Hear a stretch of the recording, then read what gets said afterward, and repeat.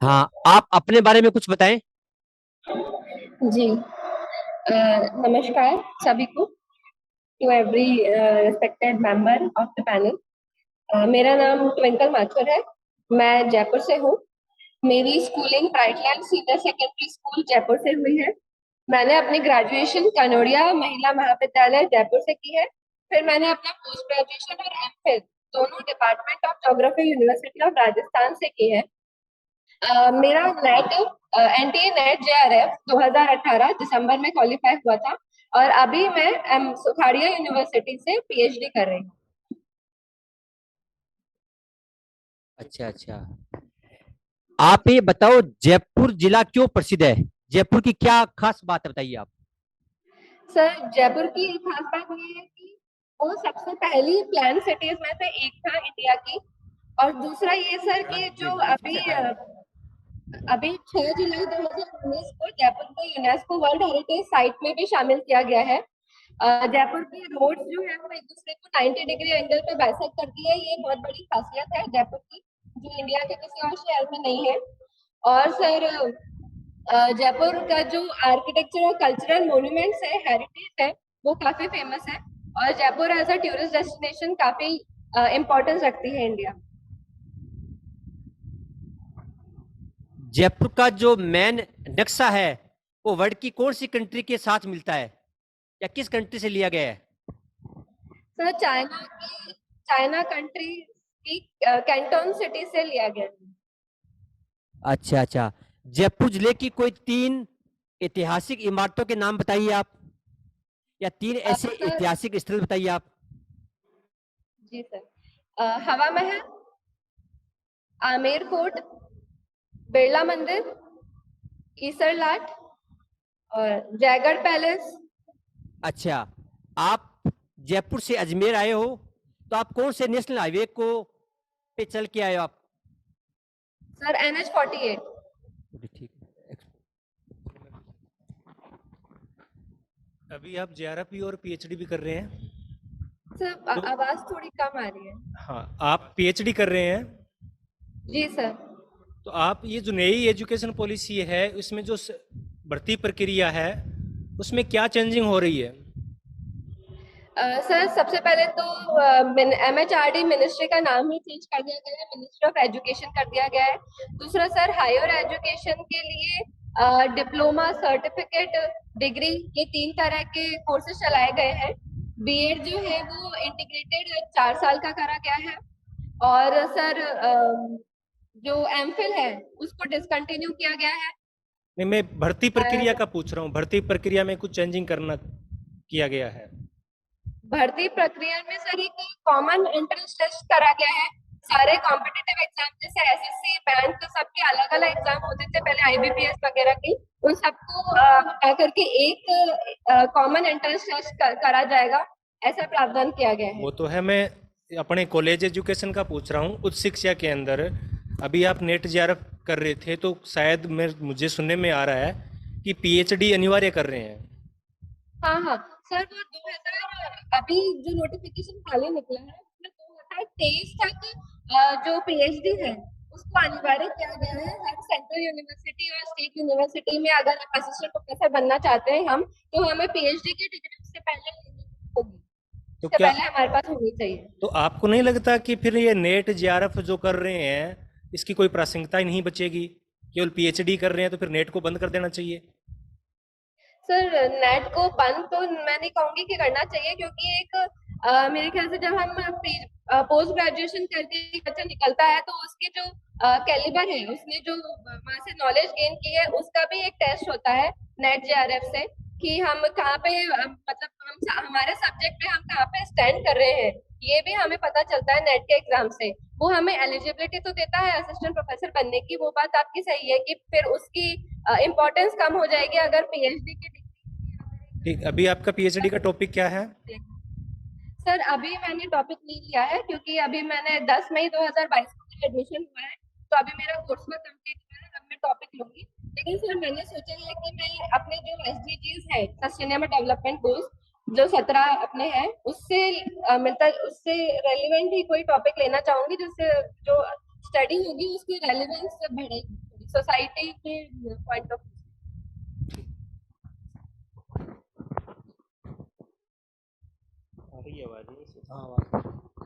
आपने हेरिटेज के बारे में बताया, वर्ल्ड हेरिटेज के बारे में। जियो हेरिटेज आप जानते हो, भू विरासत क्या होते हैं?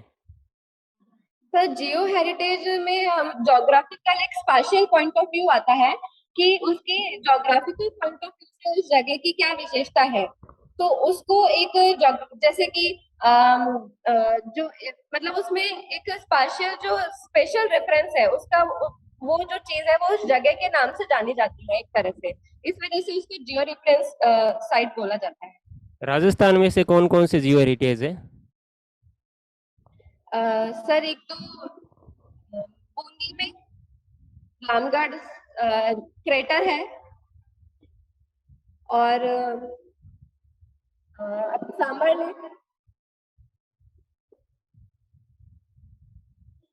और सर मुझे याद नहीं आ रहा। क्रिएटिव सिटी नेटवर्क आप जानते हो? Sorry sir. Creative city network UNESCO का है ना। क्रिएटिव से क्रिएटिव सिटी नेटवर्क, जयपुर उसमें शामिल है। कट गया चलो।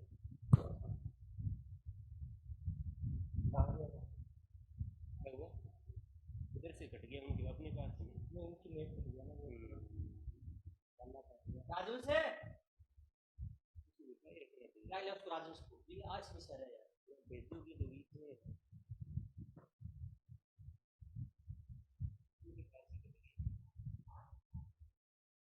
अगर आवाज़ आ रही है तो एक बार दोबारा रीजॉइन करना पड़ेगा, क्यों नेटवर्क शायद आपके पास प्रॉब्लम चल रही है। बीच में मत रहे करो ना, एक दिक्कत की होगी, आवाज नहीं आ रही। रीजॉइन कराओ।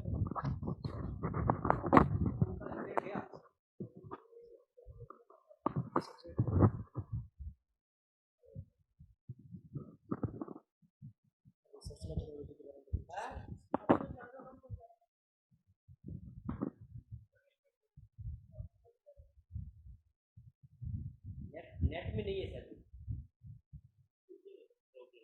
नेट में दिक्कत है।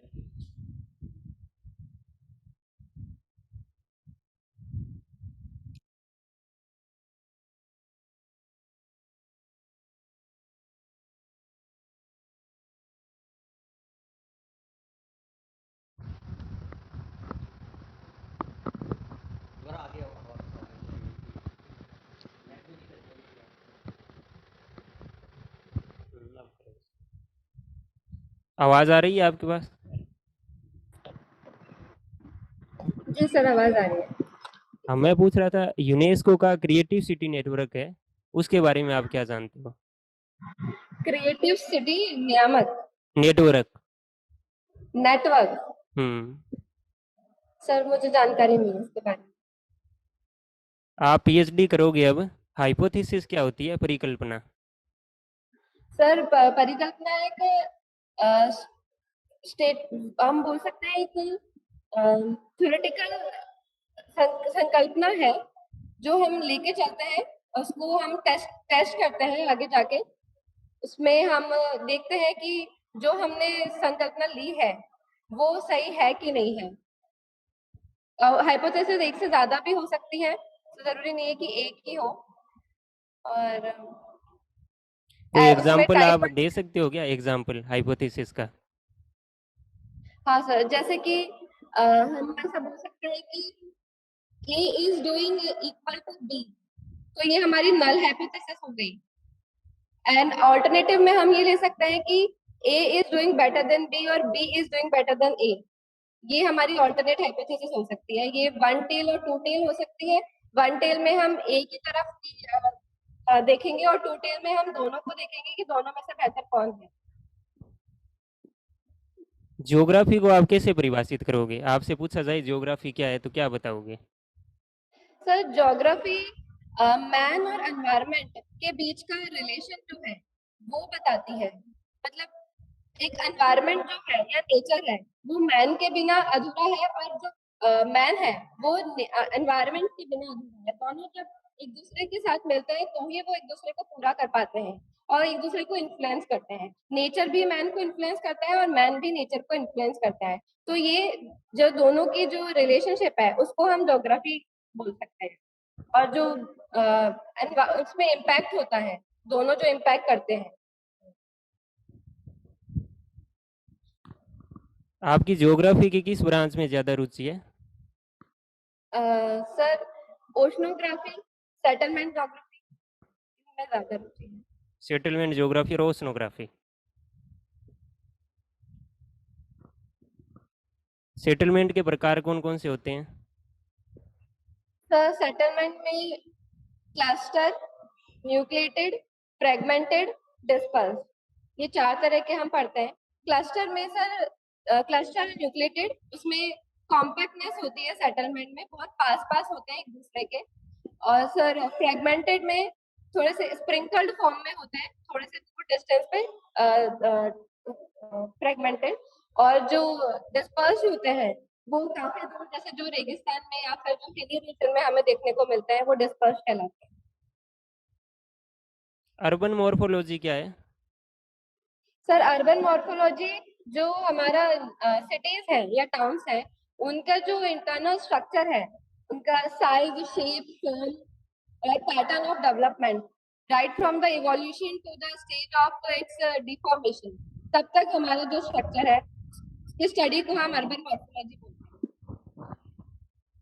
हाँ, आपने बताया आपने सेटलमेंट ज्योग्राफी में आपका इंटरेस्ट है, तो जी सर। एनएनए नाम सुना होगा आपने, नियरेस्ट नाइबरहुड एनालिसिस, ये क्या होता है? हाँ, नियरेस्ट नेबर एनालिसिस सर, जब हम जो मतलब जैसे जो सेटलमेंट है उनमें जो घर हैं जैसे या जो भी पॉइंट्स है, उनके बीच का हम डिस्टेंस लेते हैं और देखते हैं कि उनमें दूरी कितनी है, जो एवरेज डिस्टेंस है, तो उसको हम नियरेस्ट नेबर एनालिसिस कहते हैं कि वो कहाँ से कितने ली फ्रैगमेंटेड है या डिस्पर्स है, न्यूक्लिएटेड है, इस तरह से हम चेक करते हैं।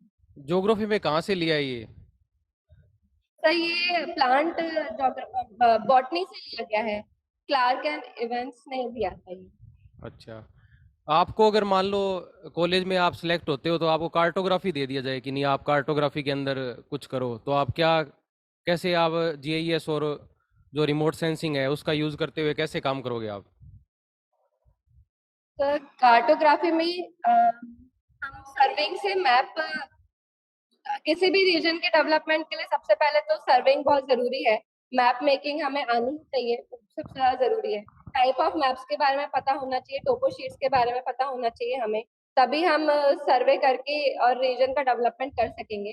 तो ये तो आई थिंक बेसिक है।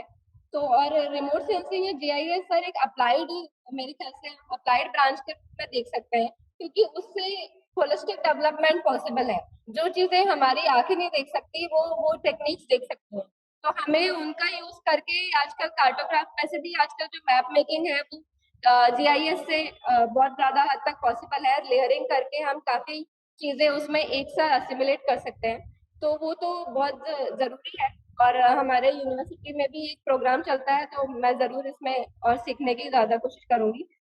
बेसिक नॉलेज तो है, बाकी प्रैक्टिकल में और सीखने की कोशिश करूंगी इसमें।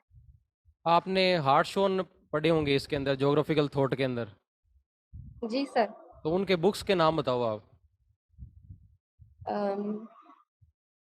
सर हार्टशॉन की एक्सेप्शनलिज्म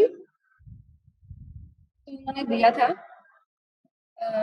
बुक के नाम सर सर मुझे याद नहीं आ रही अभी बुक के नाम। ठीक है सर। आप ये बताओ, वर्तमान में क्लाइमेट में चेंज आने का मुख्य कारण क्या मानते हो आप? सर जो टेम्परेचर हमारे वर्ल्ड में जो चेंज हो रहा है, ग्लोबल वार्मिंग, इसका मुख्य कारण मानती हूँ क्लाइमेट चेंज का। एक कारण बस यही है, इसके अलावा कोई अन्य कारण नहीं है? सर बाकी मैन इंड्यूस का कारण तो है ही, जैसे कि जो हम पॉल्यूशन करते हैं या फिर जो इंडस्ट्रीज चलो पे आप ये हमारे। बताओ, इसके भारत पे क्या इफेक्ट आ सकते हैं? क्लाइमेट चेंज के भारत पर क्या क्या इफेक्ट आ सकते हैं, बताइए आप। सर हम देखने को भी मिल रहा है, जैसे कि अभी हाल ही में एक रिसर्च मतलब एक आर्टिकल मैंने पढ़ा था, उसमें ये था कि राजस्थान में जो बारिश का ट्रेंड है वो काफी चेंज हो गया है। राजस्थान में बारिश बढ़ रही है, एक तरह से जो रेनफॉल है वो बढ़ रही है, जबकि पहले कम हुआ करती थी। तो मेरे ख्याल से ये है कि ये क्लाइमेट चेंज की वजह से हो रहा है। और जो रीजन है जहाँ पे एक तरफ ड्रॉट है, एक तरफ फ्लड आती है, तो ये सब भी क्लाइमेट चेंज की वजह से इंडिया में बहुत देखने को मिल रहा है अभी। अच्छा, ये बताइए, राजस्थान में ये बरसात कहीं ज्यादा हो रही है, कहीं कम हो रही है, इसका कारण क्या मानते हैं आप? सर, जैसा कि हमने बोला क्लाइमेट चेंज से जो ये सब चीजें हो रही है, मेरे ख्याल से स्टडी चल रही है इस पे। हम एक कारण तो नहीं बता सकते, लेकिन जैसे मतलब ग्लोबल वार्मिंग की वजह से जो टेम्परेचर में चेंजेस आए हैं पूरे अर्थ में, उसकी वजह से ये काफी देखने को मिल रहा है। अच्छा अच्छा, आप बताओ लू क्या है, लू? सर, लू वार्म विंड है, वार्म लोकल विंड, जो कि नॉर्दर्न प्लेन्स ऑफ इंडिया में चलती है इन समर लू सीजन। लू और माउट में क्या अंतर है? लू और मावट, मावट। मावट, सर मावट तो सर्दी में होने वाली बारिश है, और लू एक गर्म हवा है, लोकल विंड, ये माउट, राजस्थान में होने वाली। माउट, माउट का आने का कारण क्या मानते हो आप? सर, वेस्टर्न डिस्टरबेंसेस की वजह से मावट आती है। जो मेडिटेरियन सी की तरफ से जो वेस्टर्ली जेट स्ट्रीम चलती है हमारी, वो मेडिटेरियन सी की तरफ से जो साइक्लोन्स है, टेम्परेट साइक्लोन्स, उनको लेके विश्व आती में है। वर्तमान में भूकंप आने के जो मतलब कि ज्यादा भूकंप आ रहे हैं, तो वर्तमान में ज्यादा भूकंप आने के क्या कारण मानते हो आप? सर, एक तो हम ज्यादा अर्थ के साथ छेड़छाड़ भी कर रहे हैं, डैम्स क्रिएट कर रहे हैं उन जगह पे जहाँ पे होने नहीं चाहिए। दूसरा सर, जो पृथ्वी का जो मूवमेंट है प्लेट्स वगैरह का, वो मतलब इस तरह से है कि हम अंदाजा भी नहीं लगा सकते, सडन मूवमेंट इसलिए हम कहते हैं इसको। अभी तक ऐसी टेक्नोलॉजी डेवलप नहीं हो पाई है कि हम अर्थक्वेक के आने से पहले पता लगा सकें कि अर्थक्वेक आने वाला है। तो इस वजह से तो काफी ये जो है ये परेशानी है। ठीक है जी, आपका इंटरव्यू है वो समाप्त होता है। सर, आवाज कम आ रही है। इंटरव्यू आपका समाप्त होता है। अच्छा, okay sir, thank you sir. कैसा लगा आपको अपने आप को? कैसे 100 में से कितने नंबर देना चाहोगे आप? सर, थोड़ा सा एक्सप्लेन करने में कभी कभी प्रॉब्लम होती है। चलो कोई आप बात बताइए नहीं। सर। आपकी जो आंसर देने का तकनीक है वो अच्छी है, जो आपको आंसर आ रहे हैं आप अच्छे दे रहे हो, वॉल्यूम भी आपकी ठीक है, और कुछ चीज़ें ऐसी है जिन पे अभी काम करने की आवश्यकता है। जी सर। जैसे कि जैसे ही आपको कोई प्रश्न नहीं आता है तो आपके चेहरे के हाव भाव वो चेंज हो जाते हैं, आप दाएं बाएं देखने लगते हो, ज़्यादातर ऊपर देखते हो आप। नहीं आ रहा है तो कोई बात नहीं, दाएं बाएं देखने की जरूरत नहीं है। और बीच बीच में कई बार हाथों की मूवमेंट बहुत ज़्यादा हो रही थी, कोई दिक्कत नहीं है, आप कुछ एक्सप्लेन करते हो कर सकते हो, लेकिन बहुत ज़्यादा यूज़ नहीं करना है हाथों का। ठीक है सर। और बाकी सब्जेक्ट में आपके कहाँ कमी रह रही है वो अमित जी बताएंगे। एक तो सब्जेक्ट में आपने जो स्ट्रीम्स बताई हैं, सेटलमेंट, ज्योग्राफी और ओशनोग्राफी, उनके बेसिक्स आपको पढ़ने चाहिए सारे, और उनके बारे में जो रेफरेंस बुक्स लिखे गए हैं, जैसे सर ने एनबीए का पूछा, आप नहीं बता पाए, ठीक है, तो उनके बेसिक्स आप पढ़ो उसके। दूसरा, जैसे ज्योग्राफी क्या है, इसके बारे में आप बता नहीं पाए थे, क्योंकि ज्योग्राफी में मुख्य रूप से अर्थ सरफेस, पृथ्वी तल की हम बात करते हैं, क्षेत्रीय विभिन्नताओं की बात करते हैं, वो आपने ऐड नहीं किया था, और इसके बिना ज्योग्राफी को डिफाइन नहीं किया जा सकता, ठीक है, ये भी आप ध्यान रखना।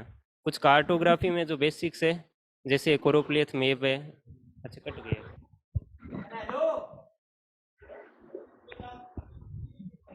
आवाज नहीं आ रही।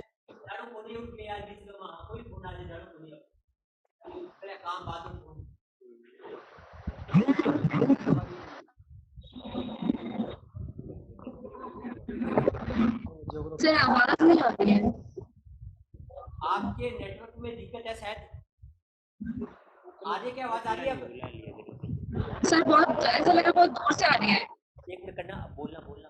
हेलो, आवाज़ आ हाँ रही है सर, अब? अब आ रही है, अब आ रही है, अब आ रही है। हाँ, तो सब्जेक्ट में आपने जैसे जो स्ट्रीम्स बताई थी, सेटलमेंट, ज्योग्राफी है, ओशनोग्राफी है, तो उनके बेसिक्स आप पढ़ो, उनके बारे में जो रेफरेंस बुक्स लिखे गए हैं वो भी आपको पता होनी चाहिए, ठीक है। ठीक है सर। और जैसे ज्योग्राफी की परिभाषा आपसे पूछी थी, तो उसमें आप अच्छा नहीं बता पाए ज़्यादा। जी सर। तो ज्योग्राफी में एक तो आपको पृथ्वी तल के बारे में बताना चाहिए, क्षेत्रीय विभिन्नताओं के बारे में बताना चाहिए, ये आपने इसमें इंक्लूड नहीं किया था, ठीक है। और कुछ डाउट? हेलो, जी सर। एक देखो आपकी आवाज में दम है, आपका चेहरे के एक्सप्रेशन बढ़िया है, लेकिन थोड़ा सा क्या है कि आपको जो पर्सन नहीं आने पे आप आई कांटेक्ट तोड़ रहे हो, आप थोड़ा सा ऊपर नीचे देख रहे हो। आपको जब क्वेश्चन नहीं आता ना, तो आप थोड़े से रुक कर, थोड़े से कंफ्यूज होकर उसके बाद मना कर रहे हो। आपको लगे नहीं आ रहा तो आप दिमाग में 1-2 सेकंड सोचिए, उसके बाद में बोल तो कोई दिक्कत नहीं सर मुझे नहीं आता। नहीं आने पे मार्क्स नहीं कटेंगे, गलत बोलने पे या गलत एक्सप्रेशन करने पे आपके मार्क्स कटेंगे। आपका जैसे जी नहीं आ सर। रहे कोई दिक्कत नहीं, आपको अगला क्वेश्चन आ जाएगा।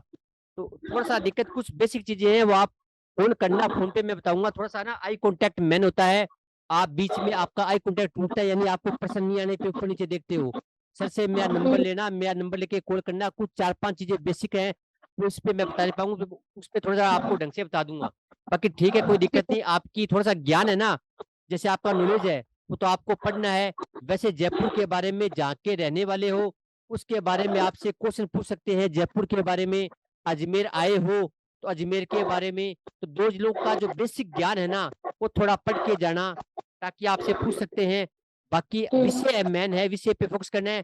इसके अलावा जो मेन है वो है आपको बोर्ड पे भेजेंगे, तो बोर्ड पे भेजेंगे 5 मिनट 1 मिनट 2 मिनट पढ़ाने के लिए।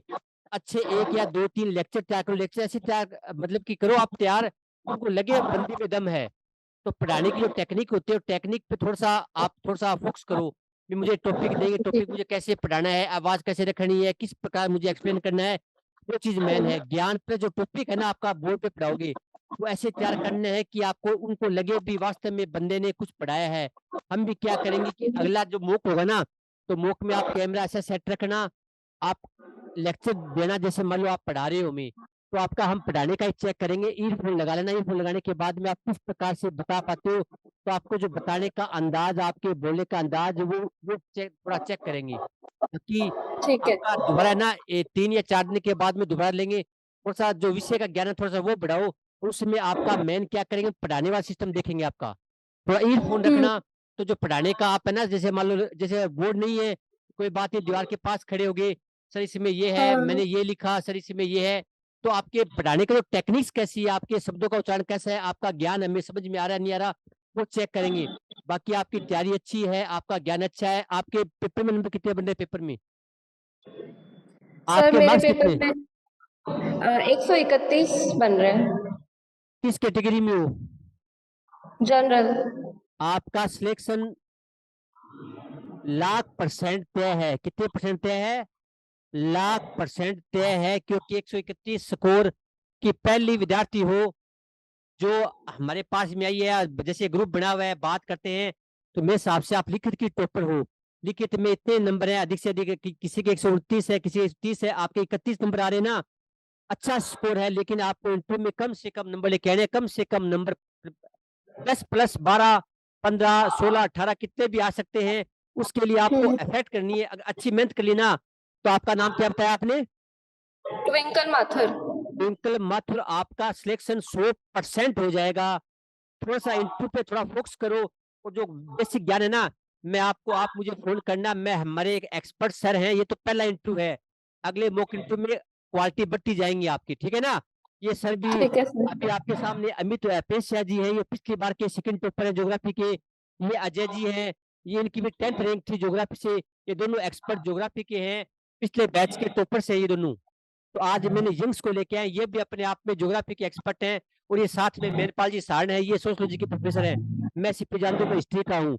तो ये बेसिक आपसे राउंड है, इसमें चेक किया थोड़ा सा आपको सब्जेक्ट पे पढ़ने वाला है। साक्षी जी, आप कितने घंटे मेहनत कर रहे हो, कितने समय पढ़ाई कर रहे हो? सर जितना भी टाइम मिलता है उसमें पढ़ाई करती हूँ सर। कितने समय, 5 घंटे 6 घंटे 8 घंटे? हाँ सर, 5-6 घंटे। हाँ, तभी थोड़ा दिक्कत आ रही है। कम से कम 10+ घंटे आने चाहिए, 10, 12, 15। सर वो पीएचडी के साथ की वजह से नहीं हो पा रहा, जितना भी टाइम मिलता है बाकी ना टाइम ना हमें ना, डिपार्टमेंट में करना पड़ता है। आप कोई बात नहीं, हमारा नेक्स्ट मॉक इंटरव्यू है, आप मुझे 2 घंटे के बाद फोन करना, ठीक है? ठीक है सर। एक आप ना जब इंटरव्यू हो आरपीएससी में आपका, तो आपको पीएचडी के बारे में नहीं बताना है, ठीक है? क्योंकि पीएचडी में अभी आपका टॉपिक डिसाइड नहीं हुआ है, और आपने ये भी हाँ बताया था कि आपको सतत विकास लक्ष्यों पर करनी है, ठीक है? अगर आप बताते हो तो आपको ज़्यादातर क्वेश्चन वहीं से पूछे जाएंगे। या तो आप पूरा प्रिपरेशन करो, या फिर आप मत बताना इसके बारे में, ठीक है? ठीक है सर। अगला मॉक आपका 3 या 4 दिन के बाद होगा, ठीक है साक्षी? अभी डेट नहीं आई है, तब तक करवा देंगे आपके, ठीक है? Okay okay. ठीक है सर। Okay sir. अच्छा, हेलो। Good afternoon sir. आप आपने 10वीं कहाँ से की? सर मैंने 10वीं रापा सीनियर सेकेंडरी स्कूल जयपुर से की, राजस्थान माध्यमिक शिक्षा बोर्ड से। 12वीं? सर 12वीं में मेरी सेम स्कूल से रही है, राजस्थान माध्यमिक शिक्षा बोर्ड से। बीए? सर बीए मैंने यूनिवर्सिटी ऑफ राजस्थान से किया है, हिस्ट्री ज्योग्राफी तथा सोशियोलॉजी के अंदर, सेंट विल्फ्रेड गर्ल्स कॉलेज से। और पीजी कहाँ से किया आपने? सर पीजी मैंने राजस्थान यूनिवर्सिटी के सोशियोलॉजी डिपार्टमेंट से किया है। अभी क्या कर रहे हो? सर अभी मैंने पीएचडी कर रही हूँ सेंट्रल यूनिवर्सिटी ऑफ हरियाणा से, मेरा पीएचडी के अंतर्गत कार्य चल रहा है। मेरा जो वर्क है वो विमेन मेंस्ट्रुएशन के ऊपर है। क्या टॉपिक है आपका? The Women and Menstruation, a comparative analysis, taboos and myths in rural and urban areas of Rajasthan. आपके बताना, परसेंट कितने कितने परसेंट आपके? वैसे बोर्ड Okay, के सामने होंगे, परसेंट कितने 10th से लेकर बताइए आप अपने। okay sir. सर मेरे 10th में 83% थे, 12th में मेरे 87.40% थे, उसके बाद बीए में मेरे 73.33% थे, और मास्टर्स में मेरे 6 में से 5.06 सीजीपीए थे, और उन्हीं वर्षों में मैंने अपना जो नेट जेआरएफ का एग्जाम है वो उत्तीर्ण किया था। अच्छा, आप बताइए कि आप जयपुर से आते हो, तो आप बताओ जयपुर क्यों प्रसिद्ध है? जयपुर की कोई मेन बात बताइए आप। सर जयपुर एक वर्ल्ड हेरिटेज साइट के अंतर्गत आता है। इसके अलावा सर जयपुर राजस्थान की राजधानी है। और सर जयपुर के अंतर्गत जो आर्किटेक्चर है, जो कल्चरल मॉन्यूमेंट्स है, हिस्टोरिकल जो मॉन्यूमेंट्स है, वो पर्यटकों को आकर्षित करते हैं। टूरिस्ट डेस्टिनेशन के रूप में भी जयपुर अपने आप में अव्वल है। अच्छा अच्छा, ये आप ये बताओ, पुरानी एजुकेशन पॉलिसी और नई में मुख्य अंतर क्या मानते हो आप? सर नई एजुकेशन पॉलिसी में एक तो 4 साल का जो बैचलर प्रोग्राम है वो कर दिया है। इसके अलावा सर जो एमफिल है उसको हटा दिया है। और सर इसके अलावा जो 4 साल का बैचलर प्रोग्राम करने के बाद डायरेक्ट जो है पीएचडी में एडमिशन लिया जा सकता है, अगर जो परसेंटेज है वो 70% या इससे अधिक हो। आप अपना एक बार पीएचडी का जो टॉपिक है वो दोबारा क्लियर करना। ओके सर, मेरा टॉपिक है women and menstruation, a comparative analysis of taboos and myths in rural and urban areas of Bharat. Sir ठीक विमेन मेंस्ट्रुएशन के ऊपर जो टैबूज और मिथ्स होते हैं उनमें मैंने रूरल और अर्बन एरियाज में कंपैरिजन देखा है। कब से चल रहा है आपका ये सर शोध कार्य? 2000 सर 2018 में मैंने एनरोल किया था, और अभी मेरा 6th ईयर स्टार्ट हुआ है। ठीक है, तो आप कोरोना के दौरान भी आपका काफी आपके शोध कार्य को प्रभावित किया है। अगर आप कोरोना से पहले अगर शोध कार्य करते और बाद में आप कर रहे हो, तो क्या चेंजिंग आई है आप? सर कोरोना के दौरान शोध कार्य प्रभावित हुआ था, क्योंकि सर यूनिवर्सिटी बंद थी, डिपार्टमेंट्स बंद थे। तो सबसे पहले तो चीज़ सर लाइब्रेरी एक्सेस नहीं हो पा रही थी। किसी अन्य जगह पे भी अगर हमें लाइब्रेरी एक्सेस करी थी तो वो भी पॉसिबल नहीं थी। दूसरी चीज़ सर, मैंने जो फील्ड वर्क था वो कोविड के टाइम पे ही कंप्लीट किया था। तो फील्ड वर्क में भी काफ़ी दिक्कतें आई थी मुझे, क्योंकि कई बार लॉकडाउन लग जाता था, कई बार कर्फ्यू लग जाता था, लोग जो है मिलने के लिए इतने आतुर नहीं होते थे। मुझे लगता है सर अगर कोविड से पहले शोध कार्य हुआ होता तो एक तो फील्ड वर्क बहुत इजीली हो जाता, इतनी दिक्कत नहीं आती। और ठीक है, दूसरी बात अभी ये है। रोकना चाहूंगा बीच में। जब आपसे पीएचडी के बारे में पूछेंगे तो आप वो अपने पर्सनल कुछ नहीं पूछेंगे आपके बारे में कि आपको क्या परेशानी आई क्या नहीं आई। वो पूछेंगे कि वो आपका जो निष्कर्ष निकलेगा उसमें क्या अंतर आया है, या जो महिलाओं के अच्छा जीवन अच्छा। में क्या परिवर्तन आया है, ग्रामीण क्षेत्र की जो महिलाएं हैं उनके जीवन में क्या परिवर्तन आया है, और नगरीय क्षेत्रों की महिलाओं में क्या परिवर्तन आएगा। तो जब भी वो पूछेंगे तो आपके शोध कार्य से पूछेंगे, ना कि आपकी पर्सनल आपको क्या प्रॉब्लम आई वो आपसे नहीं पूछेंगे, ठीक है?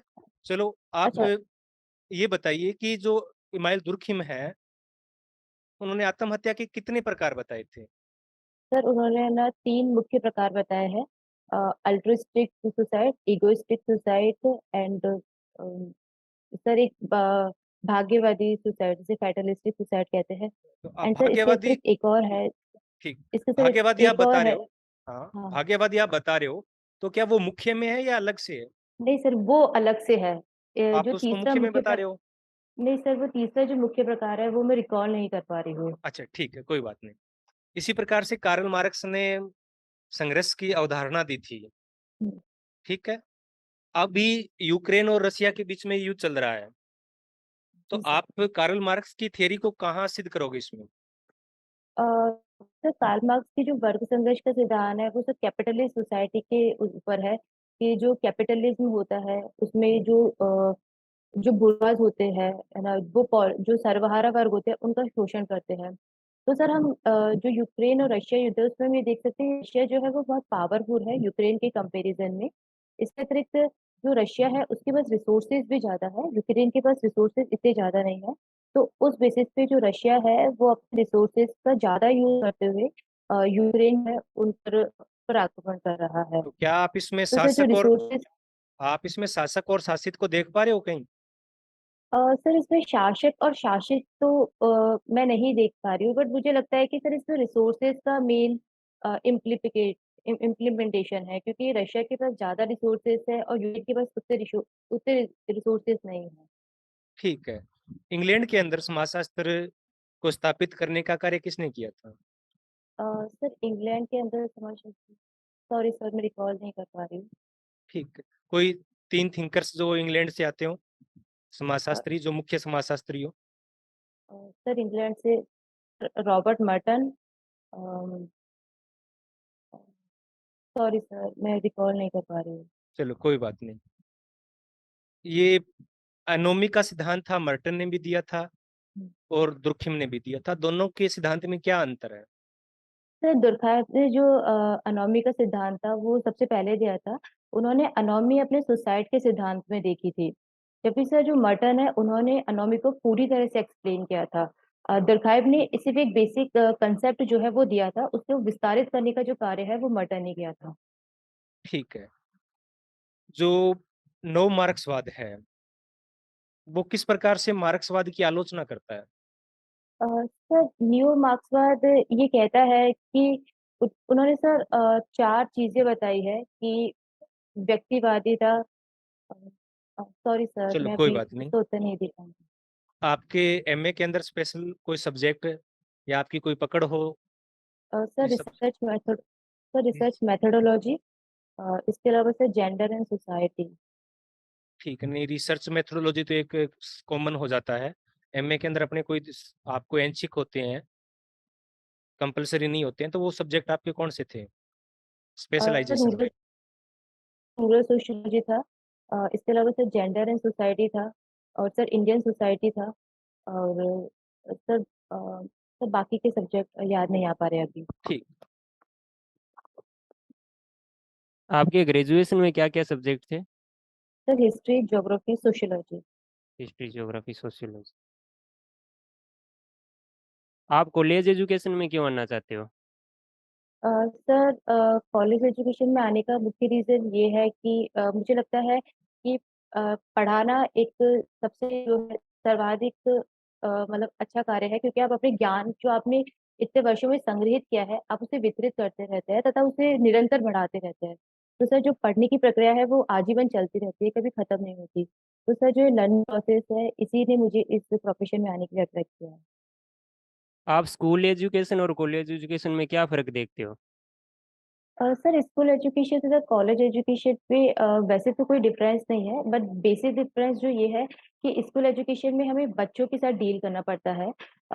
उनके साथ उनका जो सोशलाइजेशन प्रोसेस होता है वो उसी समय चल रहा होता है, उन्हें बेसिक से सिखाना पड़ता है। जबकि कॉलेज एजुकेशन में अब जो स्टूडेंट्स होते हैं वो सीख कर आ रखे होते हैं, उन्हें बस थोड़ा सा परिपक्व करने की आवश्यकता होती है। क्वेश्चनेयर और शेड्यूल में क्या अंतर है, अनुसूची और प्रश्नावली में? तो क्वेश्चनियर के अंतर्गत जो अनुसंधानकर्ता होता है वो मेल, डाक या फिर किसी भी इलेक्ट्रॉनिक डिवाइस के जरिए अपना जो क्वेश्चनियर है वो अपने उत्तरदाताओं तक भेजता है तथा उत्तरदाता स्वयं उन्हें भर के भेजते हैं। जबकि सर इंटरव्यू शेड्यूल में अनुसंधानकर्ता स्वयं उत्तरदाताओं के पास जाता है तथा उनसे है ना विचार विमर्श करते हुए स्वयं उत्तर सूची को भरता है। अर्बनाइजेशन क्या है? सर नगरीकरण प्रक्रिया वह है जिसमें नगरों में हो रहे विकास नगरों में होने वाले औद्योगिकरण के चलते जो गांव से लोग शहरों की तरफ आकर्षित होते हैं तथा जो मतलब शहरों का जो डेंसिटी होता है वो बढ़ता जाता है। शहरों की तरफ गांव के लोग क्यों आकर्षित होते हैं? सर इसका मुख्य कारण रोजगार फैलाता है कि जो शहरों में रोजगार होता है वो अधिक होता है। दूसरा सर जीवन स्तर है, इसके अलावा शिक्षा भी एक फैक्टर है। एक विचारक है फ्रेजर, नाम सुना आपने क्या? Fraser. Fraser, James Fraser. Hmm. Yes sir. Tribes क्या है? जनजातियां। सर जनजातियां वे समूह है जो एक मतलब अपने पर्टिकुलर टेरिटरी में रहते हैं। उनका सबसे ज्यादा घुल मिल होता है सर वो नहीं हो पाता है। इसके अलावा उनकी खुद की एक संस्कृति होती है, उनका खुद का एक खान पान होता है जिसे वे फॉलो करते हैं तथा वो मेन स्ट्रीम से कटे हुए रहते हैं। फेमिनिज्म के बारे में बताइए। सर फेमिनिज्म वह अवधारणा है जो पुरुषों और महिलाओं को समान अपॉर्चुनिटी देने पर वर्क करती है। यह कहती है कि पुरुषों को अगर इक्वल अपॉर्चुनिटी मिल रही है, उन्हें अगर समान अवसर मिल रहे हैं तो वही अवसर जो है महिलाओं को भी मिलने चाहिए। आप जाति और प्रजाति में क्या अंतर है ये बताएं। सर प्रजाति तो रेस होती है जो काफी टाइम से चली आ रही है। सर प्रजाति वो मतलब कि प्रजाति जो ज्योग्राफिकल एरियाज होते हैं उनके से डिफाइन की जाती है। प्रजाति में हमारे जो फेशियल फीचर्स होते हैं उसके बेसिस पे हम उसे डिफाइन है। जबकि सर जाति जो है वो कल्चरल और सोशल एस्पेक्ट है। जाति किसी व्यक्ति की सामाजिक तथा सांस्कृतिक जो जो चीजें होती है उनसे डिफाइन होती है तथा जाति सर एक पर्टिकुलर वंश जो है उससे कनेक्ट की जाती है। और जाति पे से जो रिस्ट्रिक्शंस होते हैं वो बहुत ज्यादा होते हैं, चाहे वो खान पान संबंधी हो, विवाह संबंधी हो। जबकि सिर्फ प्रजाति में ऐसा नहीं होता है। प्रजाति के प्रकार। सर सर निग्रेटो, इसके अलावा प्रोटो ऑस्ट्रेलिया, मंगोलायड, सर एक एल्पेशियन है, मैं नाम अच्छे से नहीं बोल पा रही हूँ। इसके सर अलावा सर दो और है जो मैं रिकॉल नहीं कर पा रही हूँ। और जाति के। सर जाति के सर बहुत सारे प्रकार हैं। इसके हम कोई पर्टिकुलर नाम नहीं ले सकते। जाति प्रत्येक क्षेत्र विशेष की अलग अलग होती है। भाषा और बोली में क्या अंतर बताते हो आप। सर भाषा तो एक मतलब बड़े क्षेत्र में होती है, जबकि सर बोली जो है वो आप कह सकते हैं कि हर छोटे एरिया में जाते हुए चेंज हो जाती है।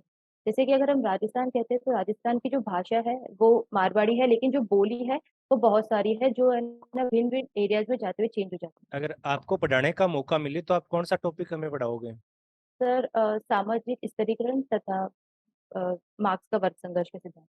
सामाजिक स्त्रीकरण पे भारतीय राइटर्स की लिखी हुई कोई दो बुक्स। सामाजिक स्थिरीकरण पे हाँ, सामाजिक भारतीय थिंकर्स की कोई दो बुक। सर भारतीय थिंकर, सर मैं रिकॉल नहीं एक कर तो पा रही हूँ। राजस्थान से ही आते हैं अपने केएल सिंह, के एल शर्मा। शर्मा, हाँ, सॉरी सर। सामाजिक परिवर्तन एवं सामाजिक संरचना एवं परिवर्तन, परिवर्तन, संरचना में परिवर्तन। सत्रीकरण एवं परिवर्तन। हाँ। ओके। आपके नंबर कितने आ रहे हैं? सर मेरे 119 120 के समथिंग आ रहे हैं। 119। हाँ, category 119 sir general. General.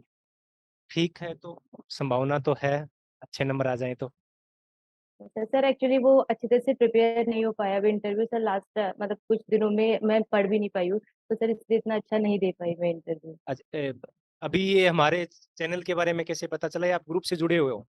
Sir मैं ग्रुप से जुड़े हुई हूँ और एक बार आपका टेलीग्राम पे देखा, मतलब यूट्यूब पे आपका वीडियोस देखे थे सर, तो उसमें आपने मॉक इंटरव्यूज के बारे में बता रखे थे, तो फिर वहां से कनेक्ट किया। ठीक है जी, तो अभी आपका ऐसा नहीं कह सकते कि बहुत ज्यादा अच्छा है और ऐसा भी नहीं कह सकते कि आपका इंटरव्यू बहुत ज्यादा बुरा गया हो। आपकी जो आंसर देने की तकनीक जो आपको आ रहे हैं, अच्छे आंसर दे रहे हो आप। ठीक है, तो बस यही है कि सब्जेक्ट को आपको थोड़ा सा और ज्यादा पढ़ने की जरूरत है। मुख्य रूप ठीक से चलो मॉडर्न पे तो अपने फिर भी कह सकते हैं कि काम चल जाएगा, लेकिन जो क्लासिकल थिंकर्स हैं या जो स्टार्टिंग का है उस पे तो फिर नहीं चलेगा। जी सर, नहीं ठीक सर, है। मुझे हाँ पता है सब्जेक्ट और तैयारी करनी है। हाँ, रिसर्च का ठीक है आपका, पर और ज्यादा तैयारी करना। हम ज्यादा क्वेश्चन नहीं पूछ पाए थे। Okay research sir. मेथोडोलॉजी और आपके पीएचडी का जो टॉपिक है वो। सर उस पे और ज्यादा तैयारी कर। हाँ, और अगर कोई परेशानी हो तो आप मुझे कॉल कर सकते हैं। Okay sir. ठीक है। और लगभग मान के चलते हैं कि 14-15 नंबर आपके आए तब सिलेक्शन की पूरी संभावना बनती है। और अपने को इतने लाने पड़ेंगे सिलेक्शन लेना है यस तो। सर। Yes sir. हाँ, पर आपका ठीक है, बॉडी लैंग्वेज है, आप में आत्मविश्वास है। ये नहीं आ रहा वो तो कोई अलग बात होती है, नहीं आ रहा है, सारे आते भी नहीं है सबको, लेकिन आप जो आंसर दे रहे हो बहुत अच्छे तरीके से दे पा रहे हो। तो नहीं आप, सर, नेक्स्ट टाइम जो मॉक होगा मैं उसमें अच्छे से हाँ, बस तैयारी करूंगी आपको सर। बस पढ़ने की जरूरत है। वैसे हाँ सर। बेसिकली आपका जो है वो स्ट्रॉन्ग है, पॉइंट है जो इंटरव्यू के लिहाज से। चलो ठीक है जी, तो नेक्स्ट को करते हैं। अपने बारे में कुछ बताएं। जी सर, अपने- नमस्कार सर। नमस्कार, अपने बारे में कुछ बताएं। जी सर, मेरा नाम जगदीश है। मैंने सर 10th क्लास राजकीय उच्च माध्यमिक विद्यालय खेतोलाई पोखरण जिला जैसलमेर से किया है 61.83% से। 12th क्लास सर मैंने स्वयं पाठी के रूप में 2004 में किया था 70.46% से। और बीए सर मैंने जैन नारायण विश्वविद्यालय जोधपुर से 53.83% से किया। और एमए मैंने सर जैन नारायण विश्वविद्यालय से स्वयं पाठी के रूप में 60% से किया। सर 7 अप्रैल 2004 से मैं 30 मई 2020 तक मैं भारतीय थल सेना में सिपाही के रूप में सेवाएं दी सर। आप आर्मी में हो? जी सर। आर्मी बैकग्राउंड से हो? तो आर्मी में वर्तमान में क्या चेंज आए हैं वर्तमान में? सर जिस तरह अभी अग्निपथ योजना, नई अग्निपथ योजना जो 4 साल के लिए अस्थायी युवाओं के लिए भर्ती आई है, उसमें 25% को परमानेंट करने का और 75% को 4 साल रखने का ये अभी जो नया नियम है सर। आप क्या मानते हैं, सही है गलत है ये? सर जिस तरह से अभी ये जो नियम आया है तो इसके पीछे कहीं ना कहीं अच्छा भी है और कहीं कहीं इसका नुकसान भी है सर। जिस तरह अच्छा ये बता रहे हैं कि जो भारतीय जो भूतपूर्व सैनिक है, जो सैनिकों के जो जो पेंशन है, उनका जो जो खर्चा है वो कम करने के लिए ये सिस्टम ला रहे हैं। दूसरी बात है जो एक सेना के अंदर जो एक एकता की भावना और जो एक उसको महत्वपूर्ण मानते हैं वो कहीं ना कहीं सर थोड़ी सी कमी होगी। तो मेरे हिसाब से देखा जाए सर, ये थोड़ी जो अग्निपथ योजना है थोड़ी सी देश हित में नहीं है सर। देश हित में है या नहीं है? सर जो योजना बने है वो उसको बनाने वाले भी बड़े सोच विचार के बने हैं सर। मेरे व्यक्तिगत जहाँ तक मैंने अपनी 17 साल नौकरी दी है, सेवा की है, उस हिसाब से सर ये थोड़ा सा मुझे इसके अंदर ये योजना थोड़ी सी कमजोर महसूस हो रही है। ठीक है, आप समाजशास्त्र से भी आते हो, और जब 4 साल के बाद अग्निवीर समाज के अंदर आएंगे, क्योंकि उसकी कोई ज्यादा एज नहीं होगी, 23-24 साल एज होगी, जी सर। और तो आप उनको किस रूप से देखते हैं कि वो क्या समाज के लिए, क्योंकि ये बड़ा आशंका प्रकट की जा रही है कि वो जल्दी ही बेरोजगार हो जाएंगे और बाद में समाज के लिए वो समस्या बन सकते हैं। जी सर है। जिस तरह सर अभी 17 इसके जो भर्ती की 17 साल से युवा भर्ती होगा वो 23-24 साल में रिटायरमेंट हो जाएगा। तो कुछ इसमें गवर्नमेंट पैसा देने की कुछ बात करे 10-11 लाख रुपए की। वैसे जो सर वहां से सीख आएंगे तो युवा यहाँ पे भ्रमित भी हो सकते हैं सर, मेरे हिसाब से हो सकते चलो हैं सर, ठीक। समाज के लिए सर। ठीक है, समाजशास्त्र की शुरुआत एक विषय के रूप में जी कब हुई? सर। सर समाज शास्त्र 19वीं शताब्दी 1838 में हुई थी, अगस्त कामटे द्वारा किया। और उससे पहले समाजशास्त्र किसी विषय के साथ पढ़ाया जाता था या कैसे पढ़ाया जाता था? सर उससे पहले सर जहां तक मुझे सर, सॉरी सर। चलो कोई बात नहीं। इमाइल दुर्खिम आपकी 5 पुस्तकों के नाम क्रम से बताइए। सर एमाइल टाइम की बात कर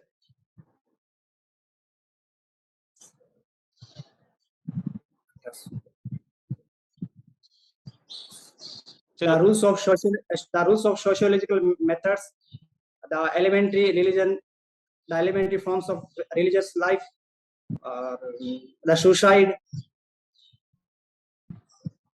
सर 3 ही रोक लो। ठीक है, ये आप कहे elementary forms of religion, religious life. हाँ, तो इसमें उन्होंने रिलीजन का प्रारंभिक स्वरूप क्या बताया था? सर इन्होंने प्रारंभिक स्वरूप टोटम को बताया सर। क्या होता है टोटम?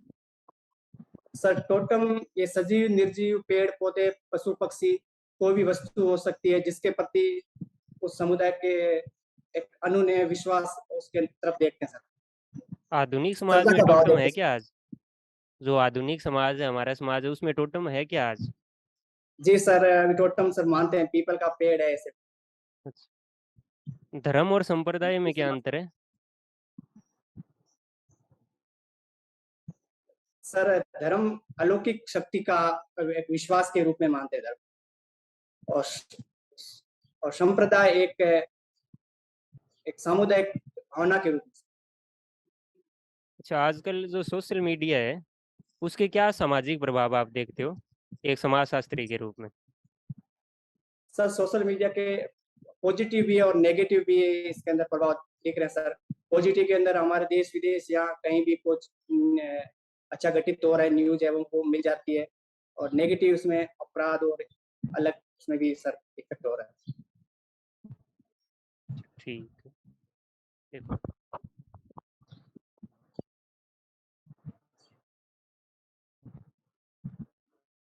आप प्रजाति को बारे में बताएं।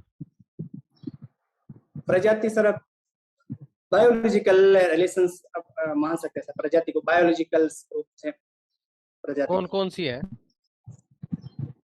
सर मंगोलाइड, सभी से तो मैं पूरा तो नहीं बता पाऊंगा सर, थोड़ा सा बता सकता हूँ। Mongoloid, Australoid, proto, Australoid. ठीक है सर जनजाति?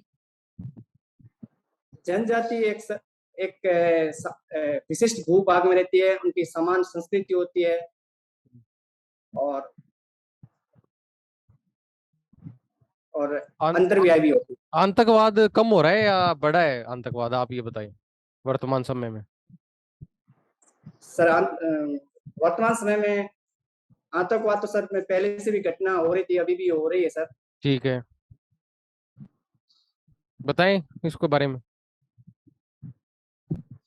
जी सर। आतंकवाद मान लो कहाँ से प्रारंभ हुआ, कैसे हुआ, क्या ये बताएं। सर आतंकवाद योजनाबद्ध तरीके से एक तरह का किसी समुदाय या किसी राष्ट्र को के अशांति फैलाना, और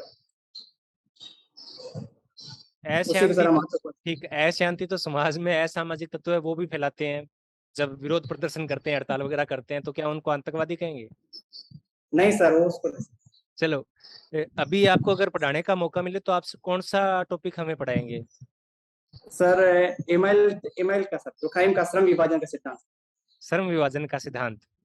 जी सर। 11 उत्तर आधुनिकता और आधुनिकता आ रही है, तो उसमें आप इमाइल दुर्खिम का जो श्रम विभाजन का सिद्धांत है वो कहाँ फिट करोगे? सर इमाइल दुर्खाइम ने जो श्रम का बताया था विभाजन, वो तो सर वर्तमान में भी सही भी है सर, परिप्रेक्ष्य में देखा जाए तो अभी भी वो सही है। कैसे सही है, थोड़ा हमें एक्सप्लेन करके बताओगे? सर श्रम विभाजन जो प्राचीन समाज में होता था और वर्तमान समाज, अभी समाज का जो श्रम विभाजन उसके अंदर अलग अलग पार्ट बन गए सर, स्पेसिफिकरण पार्ट बन गए, एक क्षेत्र के विशेषीकरण बन गए सर। जगदीश जी, आपका इंटरव्यू समाप्त होता है। जी सर। आप एक्स सर्विसमैन हो तो चयन की तो आपकी कोई समस्या नहीं है, श्योर आपका सिलेक्शन है, नंबर भी आपके अच्छे हैं, शायद 125 आ रहे थे, 100 कितने आ रहे थे? जी सर, 122 सर। हाँ, तो आपके सिलेक्शन में कोई समस्या नहीं है, 1% भी दिक्कत नहीं है, आपका सिलेक्शन है वो 100% श्योर है। लेकिन अभी जी थोड़ा सर। तैयारी करने की आवश्यकता है आपको। जी सर, ये तो सर हुआ था तैयारी, मैंने बहुत पढ़ाई किया था सर, मैं हमको इसको एक्सप्लेन करने में हमारा प्रॉब्लम होती है हाँ, थोड़ा सा, एक्सप्लेन करने में रेगुलर प्रॉब्लम आ रही है। रेगुलर पढ़ नहीं पाए सर। वो पूछ लिया है कि कोई? लिखने में सर लिख सकते हैं, बट वो बोलने में हमारा थोड़ा प्रॉब्लम हो जाती है कि हम हाँ, ये कंटिन्यू आपको इसको प्रॉब्लम आ समझ रही नहीं है। पाए। चलो, ये तो जो दूर होगी, आप प्रैक्टिस करोगे तो दूर हो जाएगी, कोशिश कर सकते हो। लेकिन एक चीज है, वो आप आसानी से सुधार सकते हो। आपका जो जी सर। रवैया है ना, वो थोड़ा नेगेटिव है। जी सर।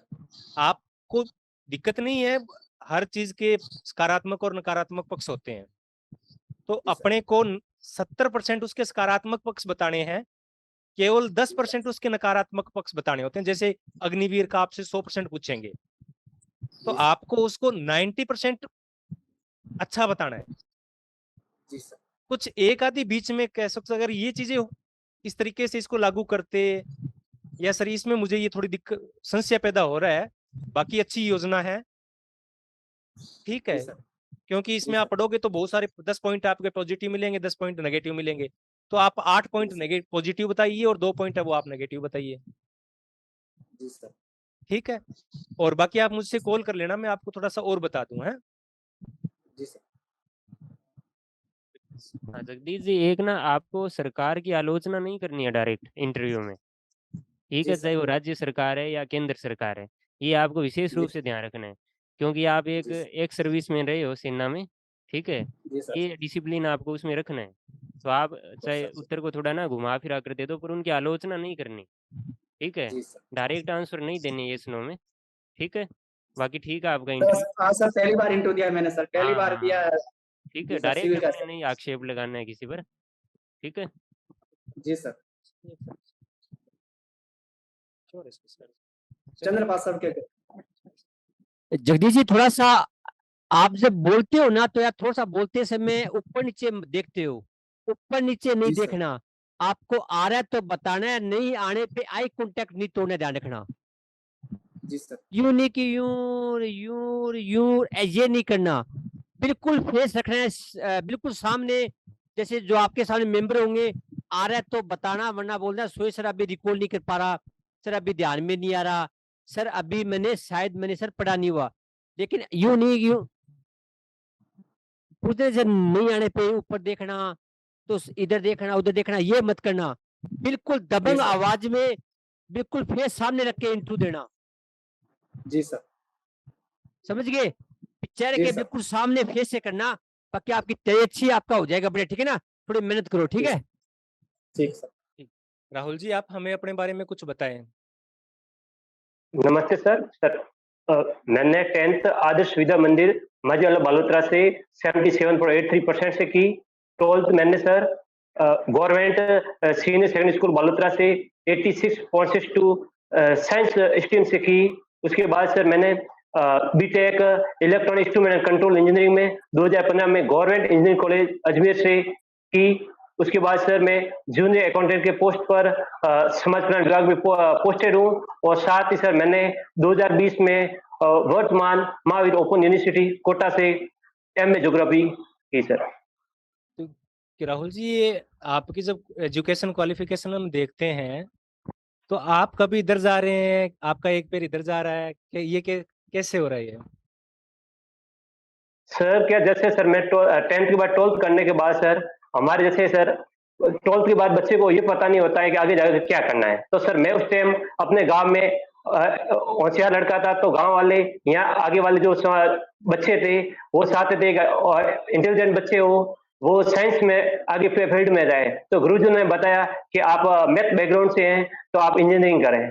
तो सर वहाँ मैं शुरू में इंजीनियरिंग का एग्जाम दिया और sir Rajasthan government engineering college Ajmer में प्रवेश लिया। तो वहाँ प्रवेश लेने के बाद सर मैंने देखा कि ये फील्ड सर मेरे लिए उतना सुटेबल नहीं है जितना सर दूसरा फील्ड है। तो फिर सर मैंने वहाँ ग्रेजुएशन की और साथ साथ मैं कंपटीशन की तैयारी की। उसके बाद साथ जॉब के 2015 में ही मैंने सर जूनियर अकाउंटेंट के पोस्ट पर चयन हो गया और साथ सर मैं तैयारी करता रहा।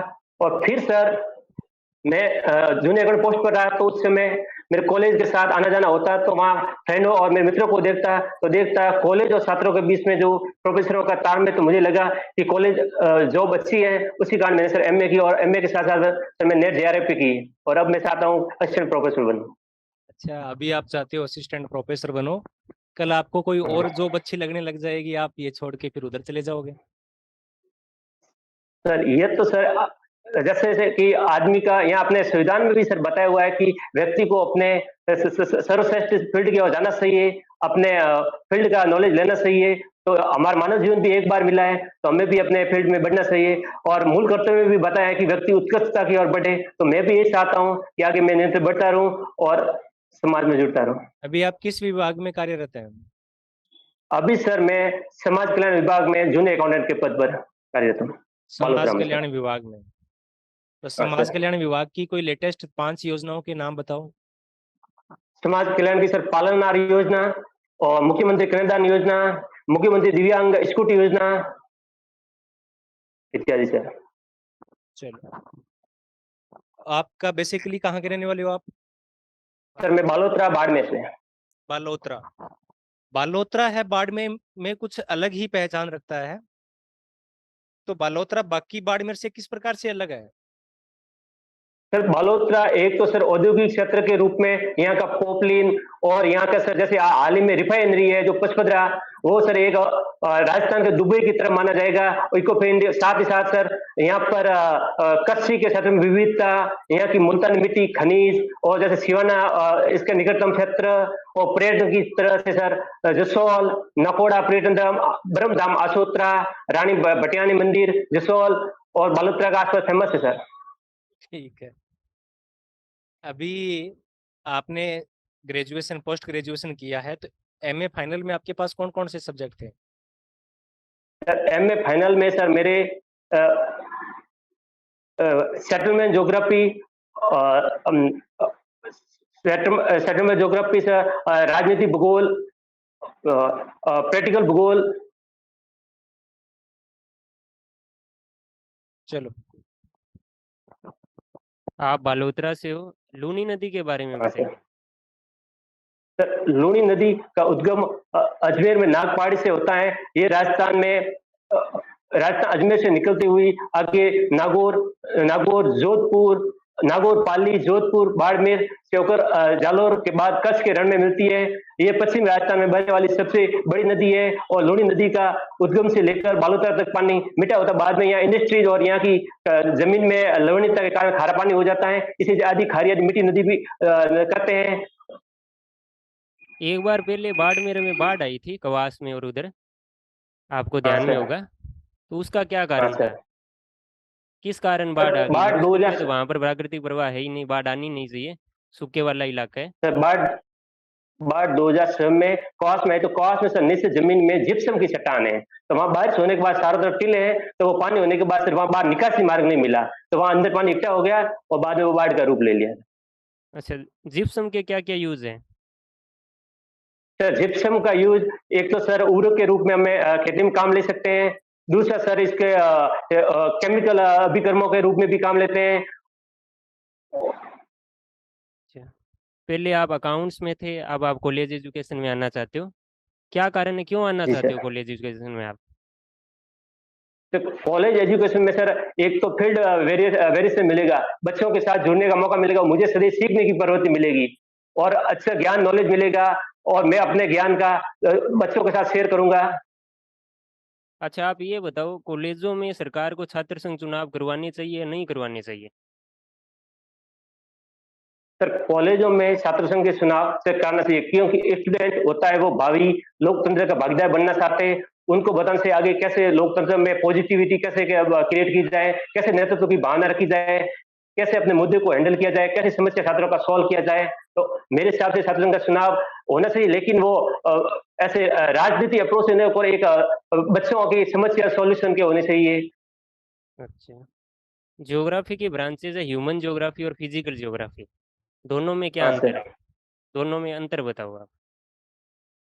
सर फिजिकल ज्योग्राफी में जैसे पृथ्वी की संरचना, पृथ्वी के उत्पत्ति विकास से संबंधित होता है, जबकि ह्यूमन ज्योग्राफी में मानव का विकास, मानव का ज्योग्राफी के साथ क्या अनुसंबंध है, मानव ने क्या विकास किया, मानव ने आर्थिक संसाधनों में क्या महत्व है, मानव ने कहाँ तक पहुंच की, मानव ने पृथ्वी पर कितना विकास किया या उसका कितना खनन वो किया है, वो उसका अध्ययन करते हैं। जो इंदिरा गांधी नहर परियोजना है, ठीक है, उसकी हाँ जो सर। मुख्य केनाल है वो ह्यूमन ज्योग्राफी में आएगी या फिजिकल ज्योग्राफी में? सर ह्यूमन ज्योग्राफी, क्योंकि मानव द्वारा विकास की और कृत्रिम रूप से बनी हुई है। अच्छा, मानव द्वारा विकास आप कह रहे हो, मानव का विकास भी ह्यूमन ज्योग्राफी में पढ़ा जाता है, फिर एंथ्रोपोलॉजी में क्या पढ़ा जाता है? एंथ्रोपोलॉजी से पृथ्वी का भूगर्भ का पढ़ा जाता है, जैसे चट्टान है वगैरह, खनिज वगैरह जमीन से कैसे निकले सर वो। अच्छा। जबकि ये तो पृथ्वी के ऊपर ही बाहर बनी हुई संरचना है ना। अच्छा, ऊपरी भाग से। ज्योग्राफी क्या है? अगर आपको ज्योग्राफी की परिभाषा पूछी जाए तो आप क्या बताओगे? ज्योग्राफी मतलब पृथ्वी का वर्णन, और पृथ्वी में जैसे प्रादेशिक विभिन्नता वगैरह खतरों का अध्ययन करना, वो ज्योग्राफी है। अच्छे से। पृथ्वी पर किसका अध्ययन करते हैं? पृथ्वी और पृथ्वी की संरचना, उसकी आंतरिक वायु संरचना और खनिजों प्रादेशिक विभिन्नताओं का अध्ययन करते हैं। अच्छा, पृथ्वी की जो आंतरिक संरचना है उसके बारे में बताइए। तो पृथ्वी 3 संरचना से बनी है, मेटल, कोर और निकल। अच्छा, अच्छा। आपकी ज्योग्राफी में बहुत सारी ब्रांचेज है, बहुत सारी स्ट्रीम्स है, उनमें से किन में ज़्यादा रुचि है? तो ज्योग्राफी में पॉपुलेशन ज्योग्राफी, अच्छा। जनसंख्या भूगोल में। डेमोग्राफी सुना है नाम आपने? हाँ सर। जनांकीकी क्या होता है? जननांगी मतलब मानव और उसकी मानव जैसे जनसंख्या कैसे संघटक है, उसका घनत्व क्या है, लिंगानुपात क्या है, उसकी वृद्धि क्या है, कमी, उसका मृत्यु दर क्या है, मानव का कितना लिंगानुपात है, शिक्षा क्या है, साक्षरता है आदि सर। लिंगानुपात कैसे ज्ञात करते हैं? सर लिंगानुपात ज्ञात करने के लिए इंडिया में सर प्रति 1000 पुरुष और स्त्रियों की संख्या को लिंगानुपात कहते हैं। अमेरिका में प्रति 100 पुरुष पर स्त्री का कहते हैं। न्यूजीलैंड में प्रति 100 महिला पर पुरुषों की संख्या। अलग अलग देशों में अलग अलग अनुपात के रूप में काम लेते हैं। आपने देखा होगा ज़्यादातर विकासशील देश, उनमें भारत भी शामिल है, तो यहाँ पर लिंगानुपात है वो अच्छा। महिलाओं के प्रतिकूल है।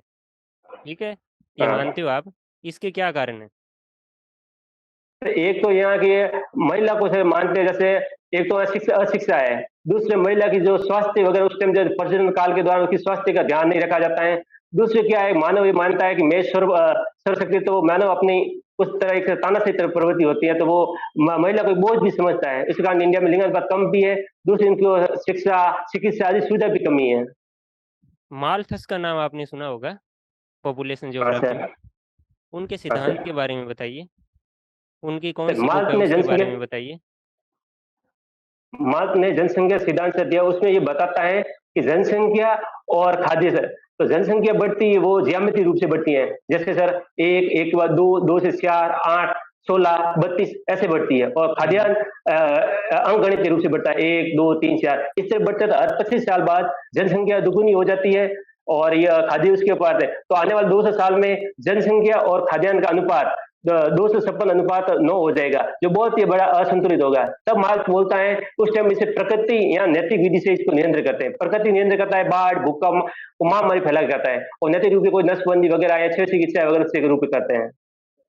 अच्छा, इसमें आपने प्रिवेंटिव चेक्स और पॉजिटिव चेक्स के बारे में पढ़ा होगा, माल्थस के सिद्धांत में। ये क्या, इनके बारे में बताइए। और सर अच्छा, अच्छा। तो माल्थस का जो सिद्धांत है वर्तमान में प्रासंगिक है या नहीं है? वर्तमान में उन्होंने जो बताया था, तो वर्तमान में इस रूप में प्रासंगिक नहीं है कि इस हिसाब से बताता है। तो आने वाले टाइम में खाद्यान्न और जनसंख्या इतना असंतुलन हो जाएगा कि पृथ्वी पर खाद्यान्न का अस्तित्व खत्म होगा और ह्यूमन प्रवृत्ति कभी अस्तित्व नहीं। दूसरा ये बताता है कि प्रकृति उसको प्राकृतिक रूप से नियंत्रण करता है। लेकिन सर नियंत्रण तो अब मानव अगर सोच से नैतिकता से करेगा तो ही नियंत्रण हो पाएगा। नहीं, नहीं, आप कह रहे हो जैसे प्रेशर बढ़ेगा तो प्रति हेक्टेयर हाँ पृथ्वी सर। का उत्पादन भी तो बढ़ रहा है, प्रोडक्शन भी तो बढ़ा है समय के साथ, जनसंख्या बढ़ी है तो। और जनसंख्या पर लेकिन सर विकसित इतना देशों में उत्पादन नियंत्रण नहीं, भी हुआ है। हम्म। लेकिन सर उत्पादन इतना नहीं बढ़ के, जैसे जमीन है, जैसे अपनी भूमि की लिमिट है सर जमीन की, आगे कितने से खाद्यान्न उत्पन्न करवाओगे। जनसंख्या अगर अपने अनुकूल तो नहीं रखोगे तो वो जनसंख्या आगे इतने अविस्फोटक हो जाएगी और नियंत्रण से बाहर हो जाएगी। अच्छा, आपसे पूछा जाए जनसंख्या वृद्धि का क्या कारण है, मुख्य क्या कारण है? जैसे भारत जैसे देशों में जनसंख्या तेजी से बढ़ रही है, उसका क्या कारण है? सर एक तो है कि यहाँ के सर, एक तो मानव में सोच होती है कि एक पुरुष प्रधान समाज क्या होते हैं, कई बार जैसे शादी के बाद करते हैं तो बच्चा नहीं होता लड़का, उसके बाद में वो जनसंख्या बढ़ाते हैं।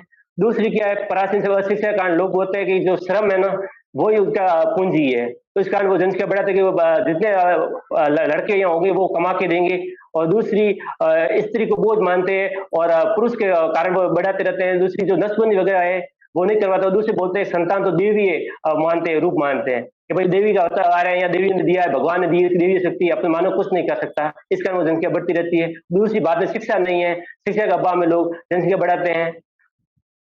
त्रिवार्था का नाम सुना होगा आपने? क्या सर? जीटी त्रिवार्था का नाम सुना होगा पॉपुलेशन ज्योग्राफी में। हाँ सर। क्यों हाँ फेमस सर। है वो? उनकी कौन सी बुक है? त्रिवार्ता की सर बुक तो रिकॉल नहीं कर रहा हूँ, लेकिन सर उन्होंने एक वो दी थी जनसंख्या संक्रमण सिद्धांत, उसमें उनका योगदान भी है सर। अच्छा, ये क्या है सिद्धांत, इसके बारे में बताओ। सर जनसंख्या संक्रमण सिद्धांत जैसे समय के अकॉर्डिंग, जैसे पहले मानव कृषि और यहाँ खेती करता था, बाद में समय के अकॉर्डिंग ऐसे चलो, औद्योगिक। ठीक है। अच्छा, आप ये बताओ, प्रैक्टिकल में आपने मापक पढ़े होंगे, स्केल क्या होता है? हाँ scale sir.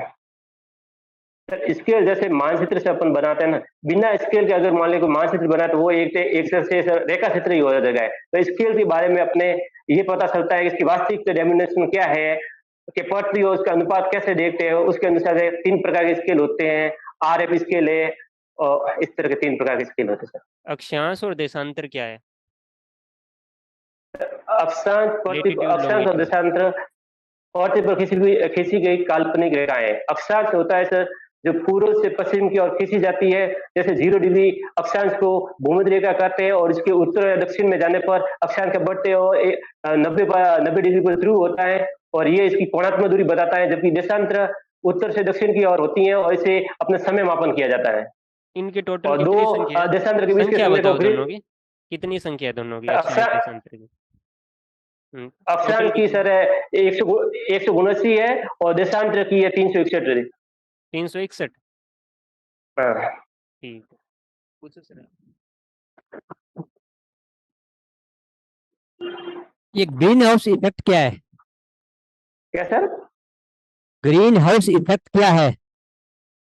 Sir green house जैसे कि सर अपन खेती करते हैं तो वो ग्रीन पर्दे लगाते हैं, तो ऊपर आने वाली किरणें यानी सूर्य की, वो किरणें आ तो जाती है, लेकिन यहाँ की वातावरण में कार्बन डाइऑक्साइड या अन्य गैसें उस किरणों को पृथ्वी द्वारा जो वापस निकाली जाती है उसको वो जाने नहीं देता है, और पृथ्वी का टेम्परेचर बढ़ जाता है।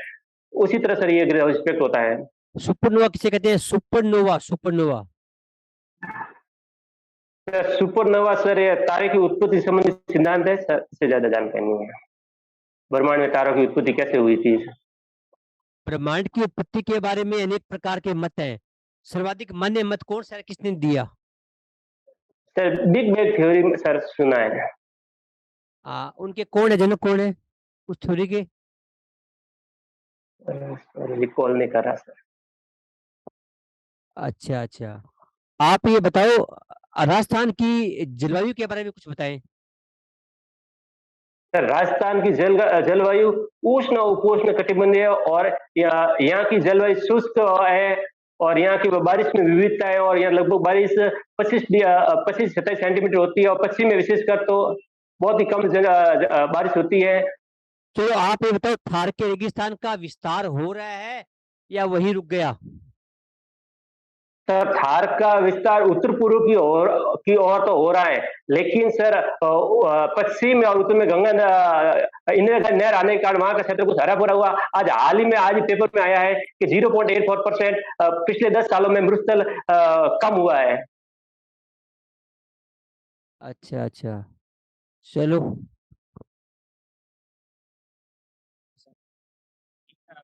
समाप्त होता है। थोड़ा तो हाँ आपके सर। जो सब्जेक्ट के बेसिक है ना, जैसे पृथ्वी की हाँ सर। आंतरिक संरचना का आपसे पूछा था, तो उसमें बहुत बेसिक हम्म, क्वेश्चन है। ये आप नहीं बता पाए थे, ठीक से नहीं बता पाए ना। आप निकिल बोल रहे हो, बीच में मेंटल है, ठीक है, क्रस्ट के साथ, हाँ तो सर। उसका थोड़ा सा बेसिक आप पढ़ो, ठीक है। और पॉपुलेशन ज्योग्राफी में जो भी उसमें ज्योग्राफर्स है, जैसे ट्रिवार्था का पूछा था, क्लार्क है, ठीक है, उनके बारे में आपको पता होना चाहिए, उनकी बुक्स के बारे में आपको पता होना चाहिए। एक जो टॉपिक्स आप कौन सा पढ़ाओगे वहाँ पर, टॉपिक्स भी पढ़ाना है ना आपको? हाँ, तो जनसंख्या संक्रमण सिद्धांत। ठीक है, तो इसके बारे में बेसिक आप पढ़ो इसको। जो भी है ना, आपने जैसे माल्थस का कह दिया, अभी इन्होंने दिया था, ठीक है, वो अलग सिद्धांत है।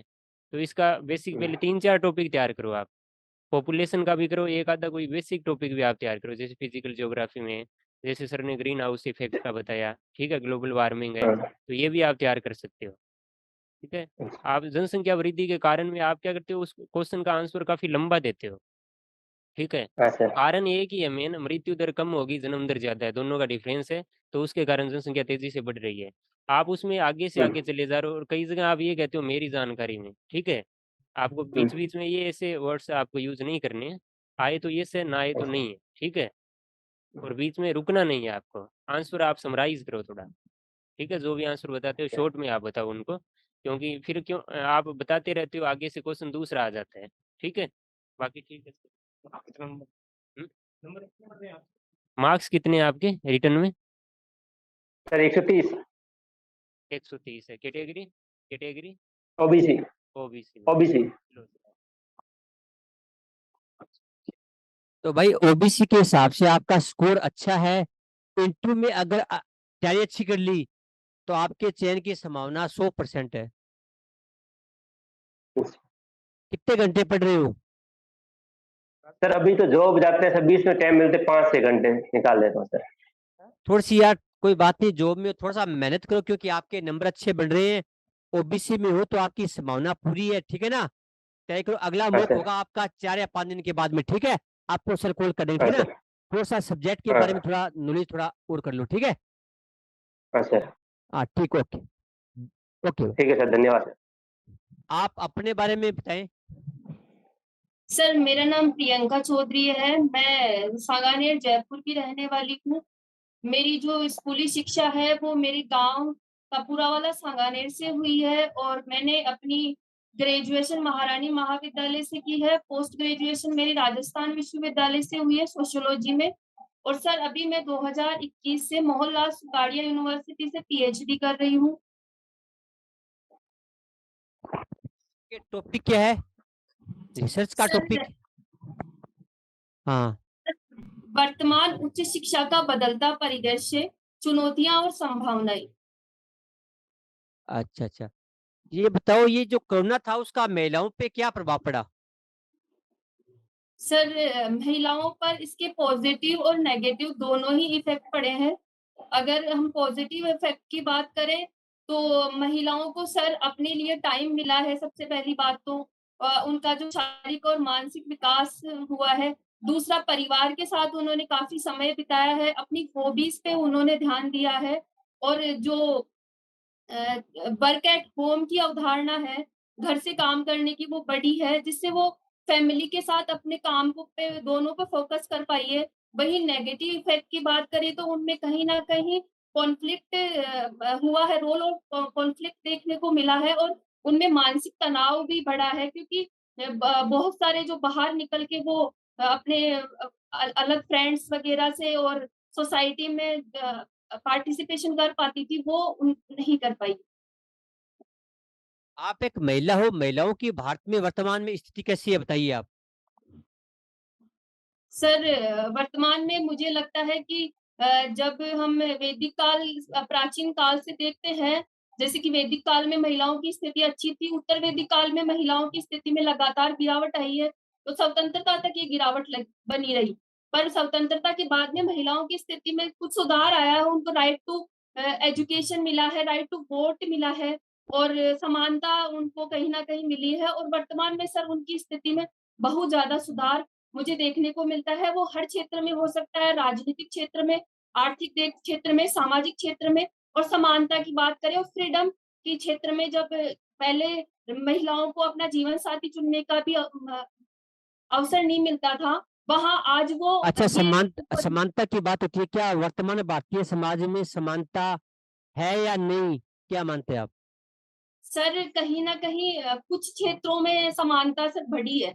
मैं पूर्ण रूप से इससे सहमत नहीं हूँ कि पूर्ण महिलाओं को समानता मिली है, लेकिन सर इसमें बढ़ोतरी दर्ज की गई है। और क्या सुझाव है आपकी समानता बढ़ाने के लिए? सर सबसे पहला सुझाव तो मैं विचारधारा को मानती हूँ। अगर पुरुषों की महिलाओं के प्रति विचारधारा में परिवर्तन होता है तो महिलाओं की स्थिति बहुत बेटर हो सकती है, और उनको पॉलिटिकल क्षेत्र में, ताकि वो नीति निर्माण में महिलाओं की भागीदारी को बढ़ा सके, इकोनॉमिक क्षेत्र में अगर महिलाएं आर्थिक रूप से सक्षम होगी तो वह हर कार्य अपना जो निर्णय है वो खुद ले पाएगी। और ठीक सर है। सामाजिक क्षेत्र में सर जेंडर की जो हम सामाजिक आधार पर जेंडर को जोड़ते हैं उसको हटाकर सर सेक्स की बात की जानी चाहिए। महिलाओं को सामाजिक आधार पर नहीं देखा जाना चाहिए।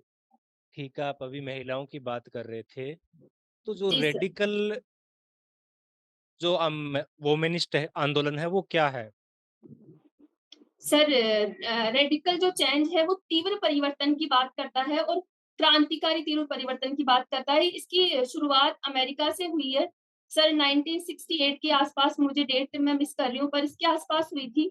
और ये मतलब हर क्षेत्र में परिवर्तन की बात करता है, जैसे कि जो निम्न दलित महिलाएं हैं या फिर कामगार वर्ग है, किसान वर्ग है, उनको अपने अधिकारों की तरफ बढ़ाना है और ठीक है, जब क्रांति मैं के रेडिकल माध्यम के चरम पे पहुंचता हूँ तो वेस्टर्न में मुख्य रूप से इंग्लैंड के अंदर महिलाएं कहती है कि बहुत हो गया हमारा शोषण, अब हमें पुरुषों की कोई आवश्यकता नहीं है, हम आजादी से अपना जीवन जिएंगी, भाड़ में जाए पुरुष, पुरुष के पास में नहीं जाना है अपने को। तो क्या आप उस विचारधारा जो अपने चरम पे पहुंच रही है, आप इसको सही मानते हैं? सर मैं पूर्ण रूप से इससे सहमत नहीं हूँ। मेरे व्यक्तिगत विचार है ये कि ये प्रकृति पुरुष और महिला दोनों से बनी है और जो हम हमारी संतति है, हमारा जो मानव जनरेशन है जो बढ़ रहा है आज, तो नहीं, ये तो वो पुरुष और कहाँ महिला। कहाँ गलत कर रही है कि हमारा जीवन है, हम अपने पूरे मर्जी के साथ जीवन जिएंगे, हमारे जीवन पे पुरुषों का कोई अधिकार नहीं है, कहाँ? तो वो सही तो कह रही है, यही तो होना चाहिए।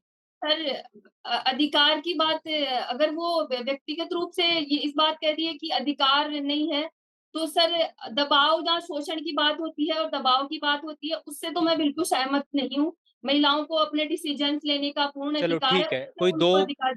रेडिकल वोमिनिस्ट के नाम।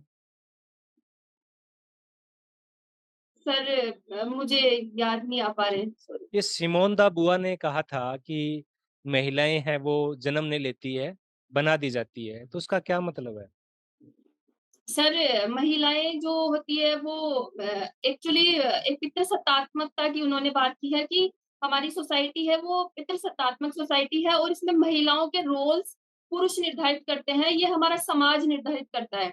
महिला एक उसको बचपन से ही सिखाया जाता है कि आपको ये कार्य करना है, ये कार्य अवॉइड करना है, आपको ऐसे बैठना है, ऐसे शर्माना है, आपको ये अधिकार दिए जा रहे हैं, ये अधिकार नहीं दिए जा रहे हैं। तो ये समाज बना रहा है उनको। उनको फ्रीडम जो है वो उनकी कहीं न कहीं सिकुड़ रही है। नहीं, वो जब पुरुषों कहते हैं कि महिलाएं पैदा नहीं होती है, तो पैदा तो होती है ही है, बना दी जाती है, तो उनका मूल क्या था? महिला से उनका तात्पर्य क्या था? सर वो महिला को जेंडर के आधार पर जोड़ती है कि चलो ठीक है, महिला को अभी आप सामाजिक। ठीक है, अभी आप रिसर्च कर रही हो, जी सर। ये आगमन और निगमन क्या है? सर इंडक्टिव मेथड और डिडक्टिव मेथड हाँ जी। सर जो समग्र कुछ चीज़ों का हम अध्ययन करके उसको एक निष्कर्ष निकालते हैं, उसका शॉर्ट में या फिर उसको एक छोटे से क्षेत्र पर लागू करते हैं, तो वो डिटेक्टिव मेथड होता है। जब हम एक व्यक्ति या एक समाज, एक संस्था का अध्ययन करते हैं और उसको पूरे समाज पर लागू करते हैं, तो सर वो इंडक्टिव मेथड होता है। ये मेनली इतिहास में इसका ज़्यादा आपने यूज़ है। आप अपने रिसर्च में आपकी हाइपोथेसिस क्या है? सर मैं रिसर्च में स्टूडेंट और टीचर रिलेशनशिप पे अध्ययन कर रही हूँ। उनके जो व्यवहार में वर्तमान उच्च शिक्षा में क्या परिवर्तन आया है और किस प्रकार का ये परिवर्तन है, शिक्षा की गुणवत्ता में कितना सुधार आया है, कितना वो हुआ है, उस पे सर मेरा है। मैं तो पूछ रहा हूँ, आप अपनी कोई एक हाइपोथेसिस बताइए जो आपने रखी है। सर स्टूडेंट और टीचर रिलेशनशिप में उच्च शिक्षा में प्रभाव। नहीं, हाइपोथेसिस उपकल्पना आपने क्या रखी है? आपका कोई तो उपकल्पना होगी, ये तो आप जानना चाहते हो। सर मैंने यही रखी है। कितनी उपकल्पनाएं रखी हैं आपने? सर मैंने एक ही रखी है।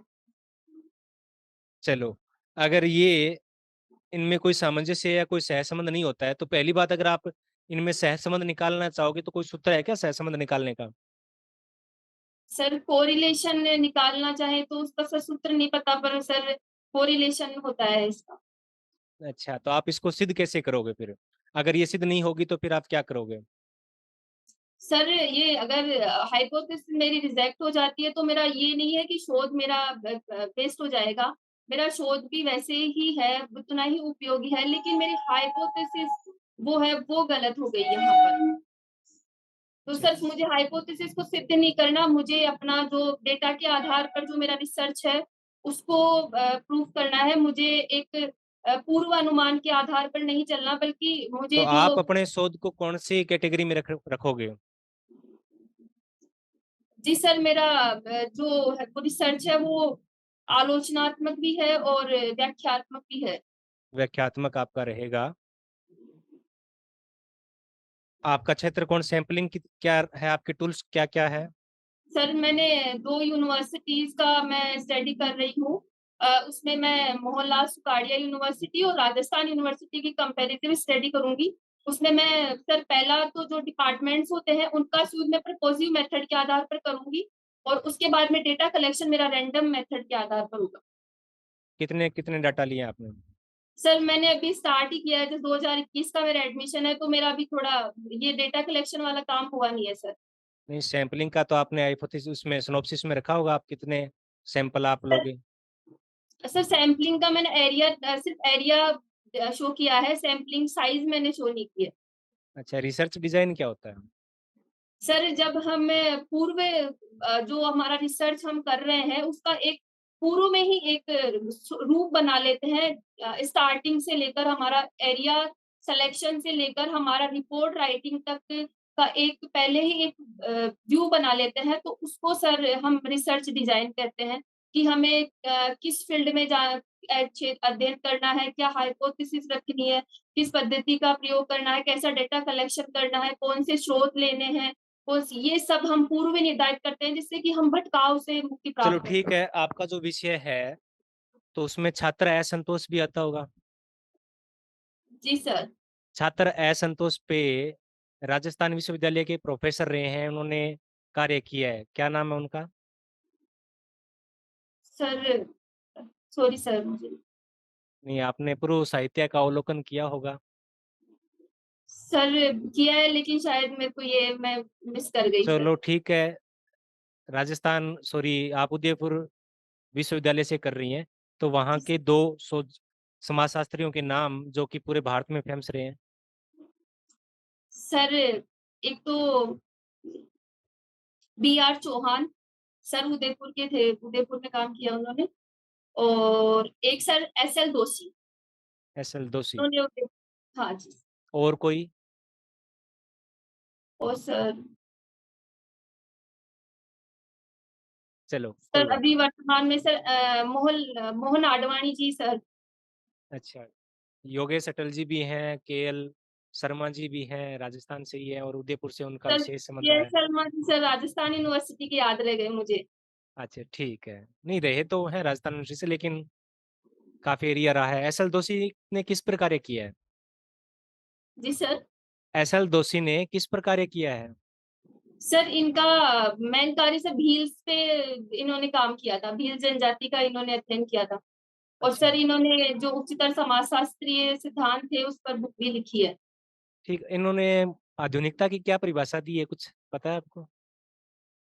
सर आधुनिकता को इन्होंने तार्किक आधार पर मैं अनुमान लगा सकती हूँ सर, मुझे कंफर्म नहीं पता। चलो कोई बात नहीं। अभी आप ये बताओ कि मैक्स वेबर ने जी सर। जो नौकरशाही की अवधारणा दी है वो वर्तमान में कितनी प्रासंगिक है? जी सर मुझे लगता है कि उसमें प्रासंगिकता है, जो हमारे हम लोग नौकरशाही का जो सिस्टम देख रहे हैं, जब उनकी विशेषताओं को हम देखते हैं, जैसे कि उन्होंने बताया कि बौद्धिक क्षमता के आधार पर चुनाव होता है, एक भर्ती प्रक्रिया होती है, एक ठीक है, वो विशेषताएं स्ट्रेटिफिकेशन। बता दी, लेकिन मैं उनका वो जानना चाहता हूँ क्योंकि मार्क्सवाद उनके कहता है कि नौकरशाही है वो पूंजीवाद को पोषित करने वाली संस्था है। जी सर। तो क्या वर्तमान में या सत्ता वर्ग का थोपने वाली है जो संघर्ष की बात उन्होंने कही थी, तो उसमें कहीं ना कहीं नौकरशाही है वो सरकारों के साथ या शोषक वर्ग के साथ खड़ी रहती है? तो क्या आप मानते हैं कि वास्तव में नौकरशाही है वो एक पूंजीवाद की पोषक है, शोषक वर्ग का एक हथियार है वो शोषित लोगों को करने के लिए? जी सर, मैं इससे मेरे दोनों पक्ष है। मैं आलोचना की हम बात करें तो कुछ आलोचनाएँ हैं इसकी, जैसे कि लाल फीताशाही होता है, भ्रष्टाचार कहीं न कहीं है। लेकिन सर मैं इसके पॉज़िटिव पक्ष पे ज़्यादा ध्यान देती हूँ, क्योंकि सर ये हमारे समाज की ज़रूरत है और ये हमारी जो इकोनॉमिक विकास है और जो समाज की संरचना होती है, उसको बनाए रखने में और प्रशासनिक व्यवस्था को बनाए रखने में अपना बहुत इम्पोर्टेंट रोल निभाती है।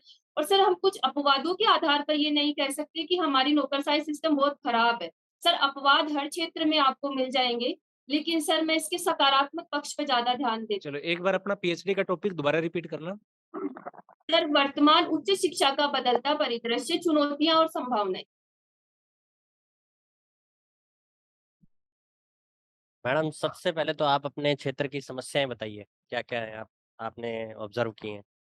सर मैं लोकल सांगानेर की बात करूँ सर? हाँ जी। जी सर, सांगानेर में सबसे बड़ी यहाँ पे सर इंडस्ट्रियल एरिया बहुत है, जिसमें कागज़ फैक्ट्रीज़ और जो वस्त्र उद्योग जो वस्त्र बनाए जाते हैं, वो काफ़ी प्रिंट का काम होता है। तो सर यहाँ पे जो वेस्टेज है वो काफ़ी होता है, जिससे सर बहुत सारी बीमारियाँ भी होती है, पॉल्यूशन बहुत ज़्यादा है। और सर महिलाओं की अगर हम बात करें कंडीशन की, तो यहाँ पर सर रूढ़िवादिता तो है ही, साथ में घूंघट पर्दा और अशिक्षा का स्तर भी इतना ज़्यादा अभी बढ़ नहीं पाया है सर। अच्छा। अच्छा मैडम, आपके अंदर क्या-क्या ऐसी कमियाँ हैं, जो आप सुधारना चाहोगे? सर, एक तो मैं सर थोड़ा ओवर सेंसिटिव हूँ, मैं बहुत ज़्यादा मतलब कोई प्रॉब्लम मेरे को ऐसे फ़ील होती है कि अगर वो कहीं सुन लेती हूँ मैं किसी की, तो मैं मतलब बहुत परेशान हो जाती हूँ, नींद तक नहीं आती मुझे, तो ये मेरे को थोड़ा कमी लगती है। और सर कभी-कभी मैं थोड़ा आलसी हो जाती हूँ, काम करती हूँ तो करते ही जाती हूँ और नहीं करती हूँ तो 1-2 दिन भी नहीं करती हूँ। तो सर ये दोनों मुझे परेशान करती है चीज़ें। अच्छा मैडम, रिसर्च, इनोवेशन और डिस्कवरी, इन तीनों में क्या-क्या डिफरेंसेस हैं? Sir sorry sir. अच्छा, रिसर्च का मीनिंग? सर रिसर्च का मतलब होता है नवीन तथ्यों की खोज करना, पुराने तथ्यों की व्याख्या करना और उनके बीच में अंतर संबंध है उसको स्थापित करना। और हमारा जो शोध है उसको करना, मतलब वापस से खोजना, कोई जो शोध हो चुके हैं उस पर से वापस से अध्ययन करना, रिसर्च कितने टाइप्स के कहलाता होते हैं रिसर्च?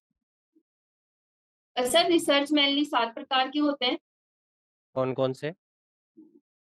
सर पहला रिसर्च अन्वेषणात्मक रिसर्च होता है, दूसरा व्याख्यात्मक होता है, तीसरा सर एक्सपेरिमेंटल होता है, चौथा सर प्योर रिसर्च होता है, अच्छा पाँचवा मैडम, सर मूल्यांकन।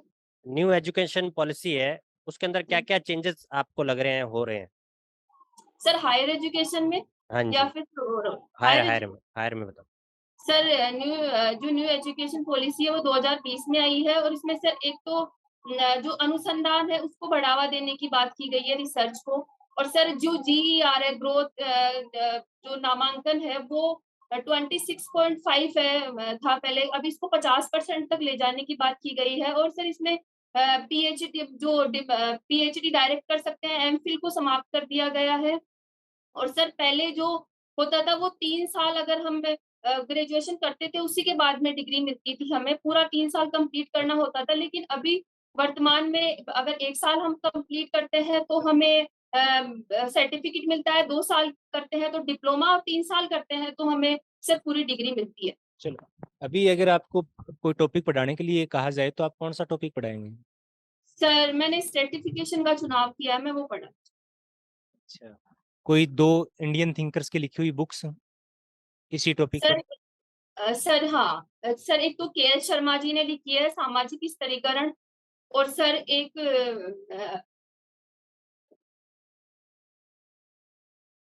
सर वो इंडियन थिंकर है, मैं उनका नाम मिस कर रही हूँ। योगे कास्ट क्लास एंड पावर पर सर लिखी है उन्होंने। आंध्रे आंद्रे बेत हाँ, आंध्रे आंद्रे बेत कौन से गाँव का अध्ययन किया था आंध्र विद्या ने?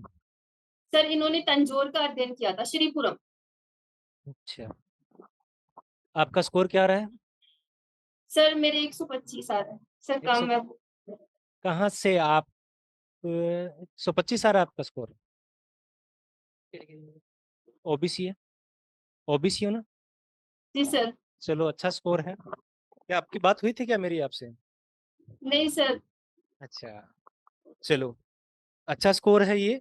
और इंटरव्यू में आपको कैसा लगा देख के मौका? आपको अगर 24 में से आप खुद को कितना नंबर देना चाहोगे? सर मुझे लग रहा थोड़ी कमियां हैं, बट ओवरऑल मुझे तो ठीक ठीक सा ही लगा, पर थोड़ा और ठीक है। सुधार करने की जरूरत है। हाँ ठीक है जी, ये देखो सुधार की गुंजाइश तो हमेशा रहती है। आपका जो इंटरव्यू है वो संतोषजनक है, आपकी वॉल्यूम है अच्छी है, और जो उत्तर देने की तकनीक है वो भी आपकी अच्छी है। ये कोई नेगेटिव नहीं जाता है कि हमारे सारे क्वेश्चन सही हो, ये सब पॉसिबल नहीं है, ये हो ही नहीं सकता कि हम सारे प्रश्नों के उत्तर दे पाएं। लेकिन फिर भी जैसे अभी आपने पीएचडी कर रहे हैं, तो 2-3 टॉपिक आपके महत्वपूर्ण रहेंगे। पीएचडी का जो आपका टॉपिक है वो, और जो किया हुआ है इस पे, आप जैसे राम आहूजा ने किया है, छात्र है संतोष पे काफी कुछ लिखा है। हाँ सर, राम हो जाने चाहिए किया था हाँ सर। तो जो आएंगे वो राम आहूजा को जानेंगे, बिल्कुल जानेंगे, वो एसएल दोषी को जानेंगे। आप दो यूनिवर्सिटी की जो कर रहे हैं, तो आप निश्चित रूप से इन दोनों यूनिवर्सिटी के जितने भी अपने समाजशास्त्री रहे हैं, थोड़ा बहुत आप अभी जो अपने पीछे गए थे, क्या नाम था उनका, मैं भूल रहा हूँ, एचओडी थे इससे पहले जो हुए थे अपने, सर शर्मा जी। शर्मा जी से पहले थे। राजीव गुप्ता जी। हाँ राजीव गुप्ता जी। हाँ तो उनको थोड़ा सा ये है ना, अपने केएल शर्मा को और ये इनको थोड़ा सा करना है। और रिसर्च मेथोडोलॉजी को थोड़ा और पढ़ो, अभी आपका पूरा क्लियर नहीं हो पा रहा है ना? आप डेफिनेशन दे दो। आप थोड़ा क्या है कि एक एक्सप्लेन तो कर रहे हो, लेकिन एक बिल्कुल अनजान की तरह एक्सप्लेन कर रहे हो उनको। जी सर। एक बिल्कुल वैसे एक डेफिनेशन। डेफिनेशन होनी चाहिए उसकी। तो आपके क्या है कि उत्तर एक लाइन में कंप्लीट हो जाएगा और उसका बहुत ज्यादा प्रभाव पड़ेगा। जी सर। हाँ तो अभी थोड़ा सा रिसर्च मेथोडोलॉजी को और आपको इस पे पढ़ने की आवश्यकता है, आपके टॉपिक के बारे में। बाकी आपका अच्छा है, आपका इंटरव्यू अच्छा जाएगा, अच्छे मार्क्स आपके आएंगे, और सिलेक्शन तो श्योर है ही है। मिठाई का सर डब्बा है वो हमारा तैयार रखना। सर ये बहुत बड़ी बात है। हाँ और कोई मैं आपका तो डरी क्वेश्चन? हुई हूँ। मैं तो डरी हुई हूँ सर, मुझे डर ना लग ना रहा ना, है। देखो ड्रे ना तो पड़ता ही है, ड्रे होते हो जब तक फाइनल सिलेक्शन नहीं होता, सभी ड्रे हुए होते हैं, लेकिन आपका सिलेक्शन है वो श्योर है, थैंक यू 101% सर। श्योर है। बस अपने को ये है तैयारी रखनी है और ज्यादा नंबर अच्छे लेने हैं, ताकि आपकी जो पोस्टिंग है वो लगभग कोटा के आसपास आ जाए, ज्यादा दूर ना आए। नहीं हो जाए, कोटा में खाली है। हाँ और अभी एक दो इंटरव्यू और हैं, तो मुकेश जी सैनी अभी अपने साथ जुड़े हैं, तो पिछली बार के जो टॉपर हैं, तो आप एक दो इंटरव्यू है तो आप उनको भी सुन सकते हैं। जी हाँ चलो ठीक है जी। सर, मैं यूट्यूब पे आपको देखती हूँ वैसे। चलो ठीक है जी, हमें नहीं, मेहता फायदा। जी बहुत अच्छा पढ़ा रहे हैं आजकल। देखा यूट्यूब करो पे भी मुझे सिखा रहे हैं फायदा आप होगा। लोग। नहीं सर, ठीक है कुछ सर। टॉपिक्स क्लियर नहीं होते तो आपका वीडियो देख लेते हैं खुल के। चलो वो थोड़ा सा कंपटीशन के हिसाब से होते हैं, और इंटरव्यू का हिसाब थोड़ा सा अलग हो जाता है। सर इंटरव्यू पे आपने वीडियो बनाया था एक। हाँ वीडियो तो बनाया है, पर एक बताना अलग होता है और देना अलग होता है। अगर आपकी जगह हम भी होते तो शायद, मैं और मुकेश जी बैठे हैं अभी, आप जुड़े हुए हैं, तो सबसे ज्यादा इंटरव्यू में डर रहे थे, और हमें लग रहा था कि हमारा सिलेक्शन होगा या नहीं होगा। तो मुकेश जी की पहली रैंक आई थी और मेरी सेकंड रैंक आई थी, और हम बिल्कुल डरे हुए थे, पहले पता नहीं सिलेक्शन होगा या नहीं होगा। ऐसा सबके साथ ऐसा ही होता है वो तो। तो ये सबके साथ ही होता है, आपका सिलेक्शन है वो निश्चित है। चलो ठीक है जी, है अभी आप जुड़ सकते हो अभी। हाँ हाँ चलो। वास्तव में आपकी बोलने का अंदाज, आपका वॉल्यूम अच्छा है, आप में ज्ञान भी अच्छा है, थोड़ा सा और इसको बढ़ा लो, ठीक है ना? और ड्रो मत। देखो एक बताऊं क्या, आप बाईकास्ट क्या हो, जाट हो ना? सर जाट, हाँ। तो जाट बजरंगबली पे छोड़ दो, जो वो करेगा बढ़िया करेगा, टेंशन नहीं लेनी आपको। ध्यान रखना, टेंशन में क्या होगा, इंटरव्यू में जाओगे ना बोर्ड के अंदर, तो प्रेशर में आपको जो क्वेश्चन आ रहे होंगे ना, उनके एग्जैक्ट आंसर नहीं आएंगे। तो ध्यान रखना, कहते हैं कि चिंता चिता से बढ़कर होती है। तो आप कर्म करो, भगवान कृष्ण ने कहा आप कर्म करो, फल की चिंता मत करो। मैं करूं आपका सिलेक्शन, तो आप स्टाम्प पे लिखवा लो, आपका सिलेक्शन हो चुका है, ये मान लो आपको देख के आना, क्योंकि 125 स्कोर है, ओबीसी कैटेगरी में हो, तो आपका ये भी हो सकता है कि आपकी पहली रैंक आ जाए। आप सर आज सही बता रहा हूँ, आप ऐसी रैंक पे खड़े हो, इसलिए टेंशन फ्री होके ना बढ़िया पढ़ाई करो। ये सोचो हो या ना हो कोई दिक्कत नहीं, मुझे इंटरव्यू दे के आना, मैं इंटरव्यू दे के आ जाऊंगी। इस बिहेव के साथ फेस करोगे ना तो टेंशन रहित रहोगे। वहां पे जो पूछेंगे ब्रेन में आएगा, ब्रेन में आएगा तो आंसर आएगा, आंसर आएगा तो आपका सिलेक्शन हो जाएगा। अगर टेंशन लोगे तो दिमाग आपका हैंग हो जाएगा, हैंग हो जाएगा तो आंसर आते हुए भी आपको कम आएंगे, इसलिए थोड़ा दिक्कत आ जाएगी। इसलिए ध्यान रखना, जिंदगी में कर्म करो, फल की चिंता मत करो। यही सभी सिखाएंगे। आप हम क्या टीचर बनने का आप भी कहोगे, आप आपके हाथ में कर्म करना है, कर्म करो अच्छे तरीके से। लेकिन टेंशन करोगे ना, आपके मन में 100% है, इंटू है, इंटू है, इंटू है, मैं इंटू है, क्या होगा ये दिमाग से निकाल दो। होगा क्या? 100% होगा। नहीं होगा तो अगली बार फिर पोस्ट आ रही है, फिर हो जाएगा, क्या दिक्कत है? नहीं ना, नहीं सिलेक्शन दे रही हूँ, हाँ हो जाएगा, ठीक है, रैंक आ जाएगी, पहले दूसरी आ जाएगी, ठीक है, अच्छी बात है। नहीं आएगी तो दोबारा फिर पोस्ट आ रही है, नहीं आई तो ध्यान रखना, जिंदगी में कहते ना ईश्वर ने पैदा किया है वही ध्यान रखेगा। हमारा हमारा काम है कर्म करना, फिर की नहीं इच्छा देना भगवान का है। बाकी आप करो ना, मेरा नहीं होगा। अगर आपका कॉलेज में नहीं होगा ना तो आपका उदयपुर यूनिवर्सिटी में होगा, राजस्थान में होगा, जयपुर यूनिवर्सिटी में होगा, ध्यान रखना। ये मत छोड़ो, मेरा अगर कॉलेज में नहीं हुआ तो क्या होगा, हो सकता है कि आपको बड़ी यूनिवर्सिटी मिल जाए, आपको जो आपका ड्रीम है। इसलिए इरादों को बुलंद रखो, बस सोचो मुझे निकलना है, इसमें हो जाएगा, हो जाए ठीक है, नहीं हुआ तो मैं यूनिवर्सिटी में लग जाए, यूनिवर्सिटी में नहीं हुआ तो जेएनयू डीयू में भी मैं जा सकती हूँ। एक थोड़ी सी पॉजिटिविटी अंदर पैदा करो, तो निकाल दो, और अच्छी मेहनत कर रहे हो, अच्छी मेहनत और करते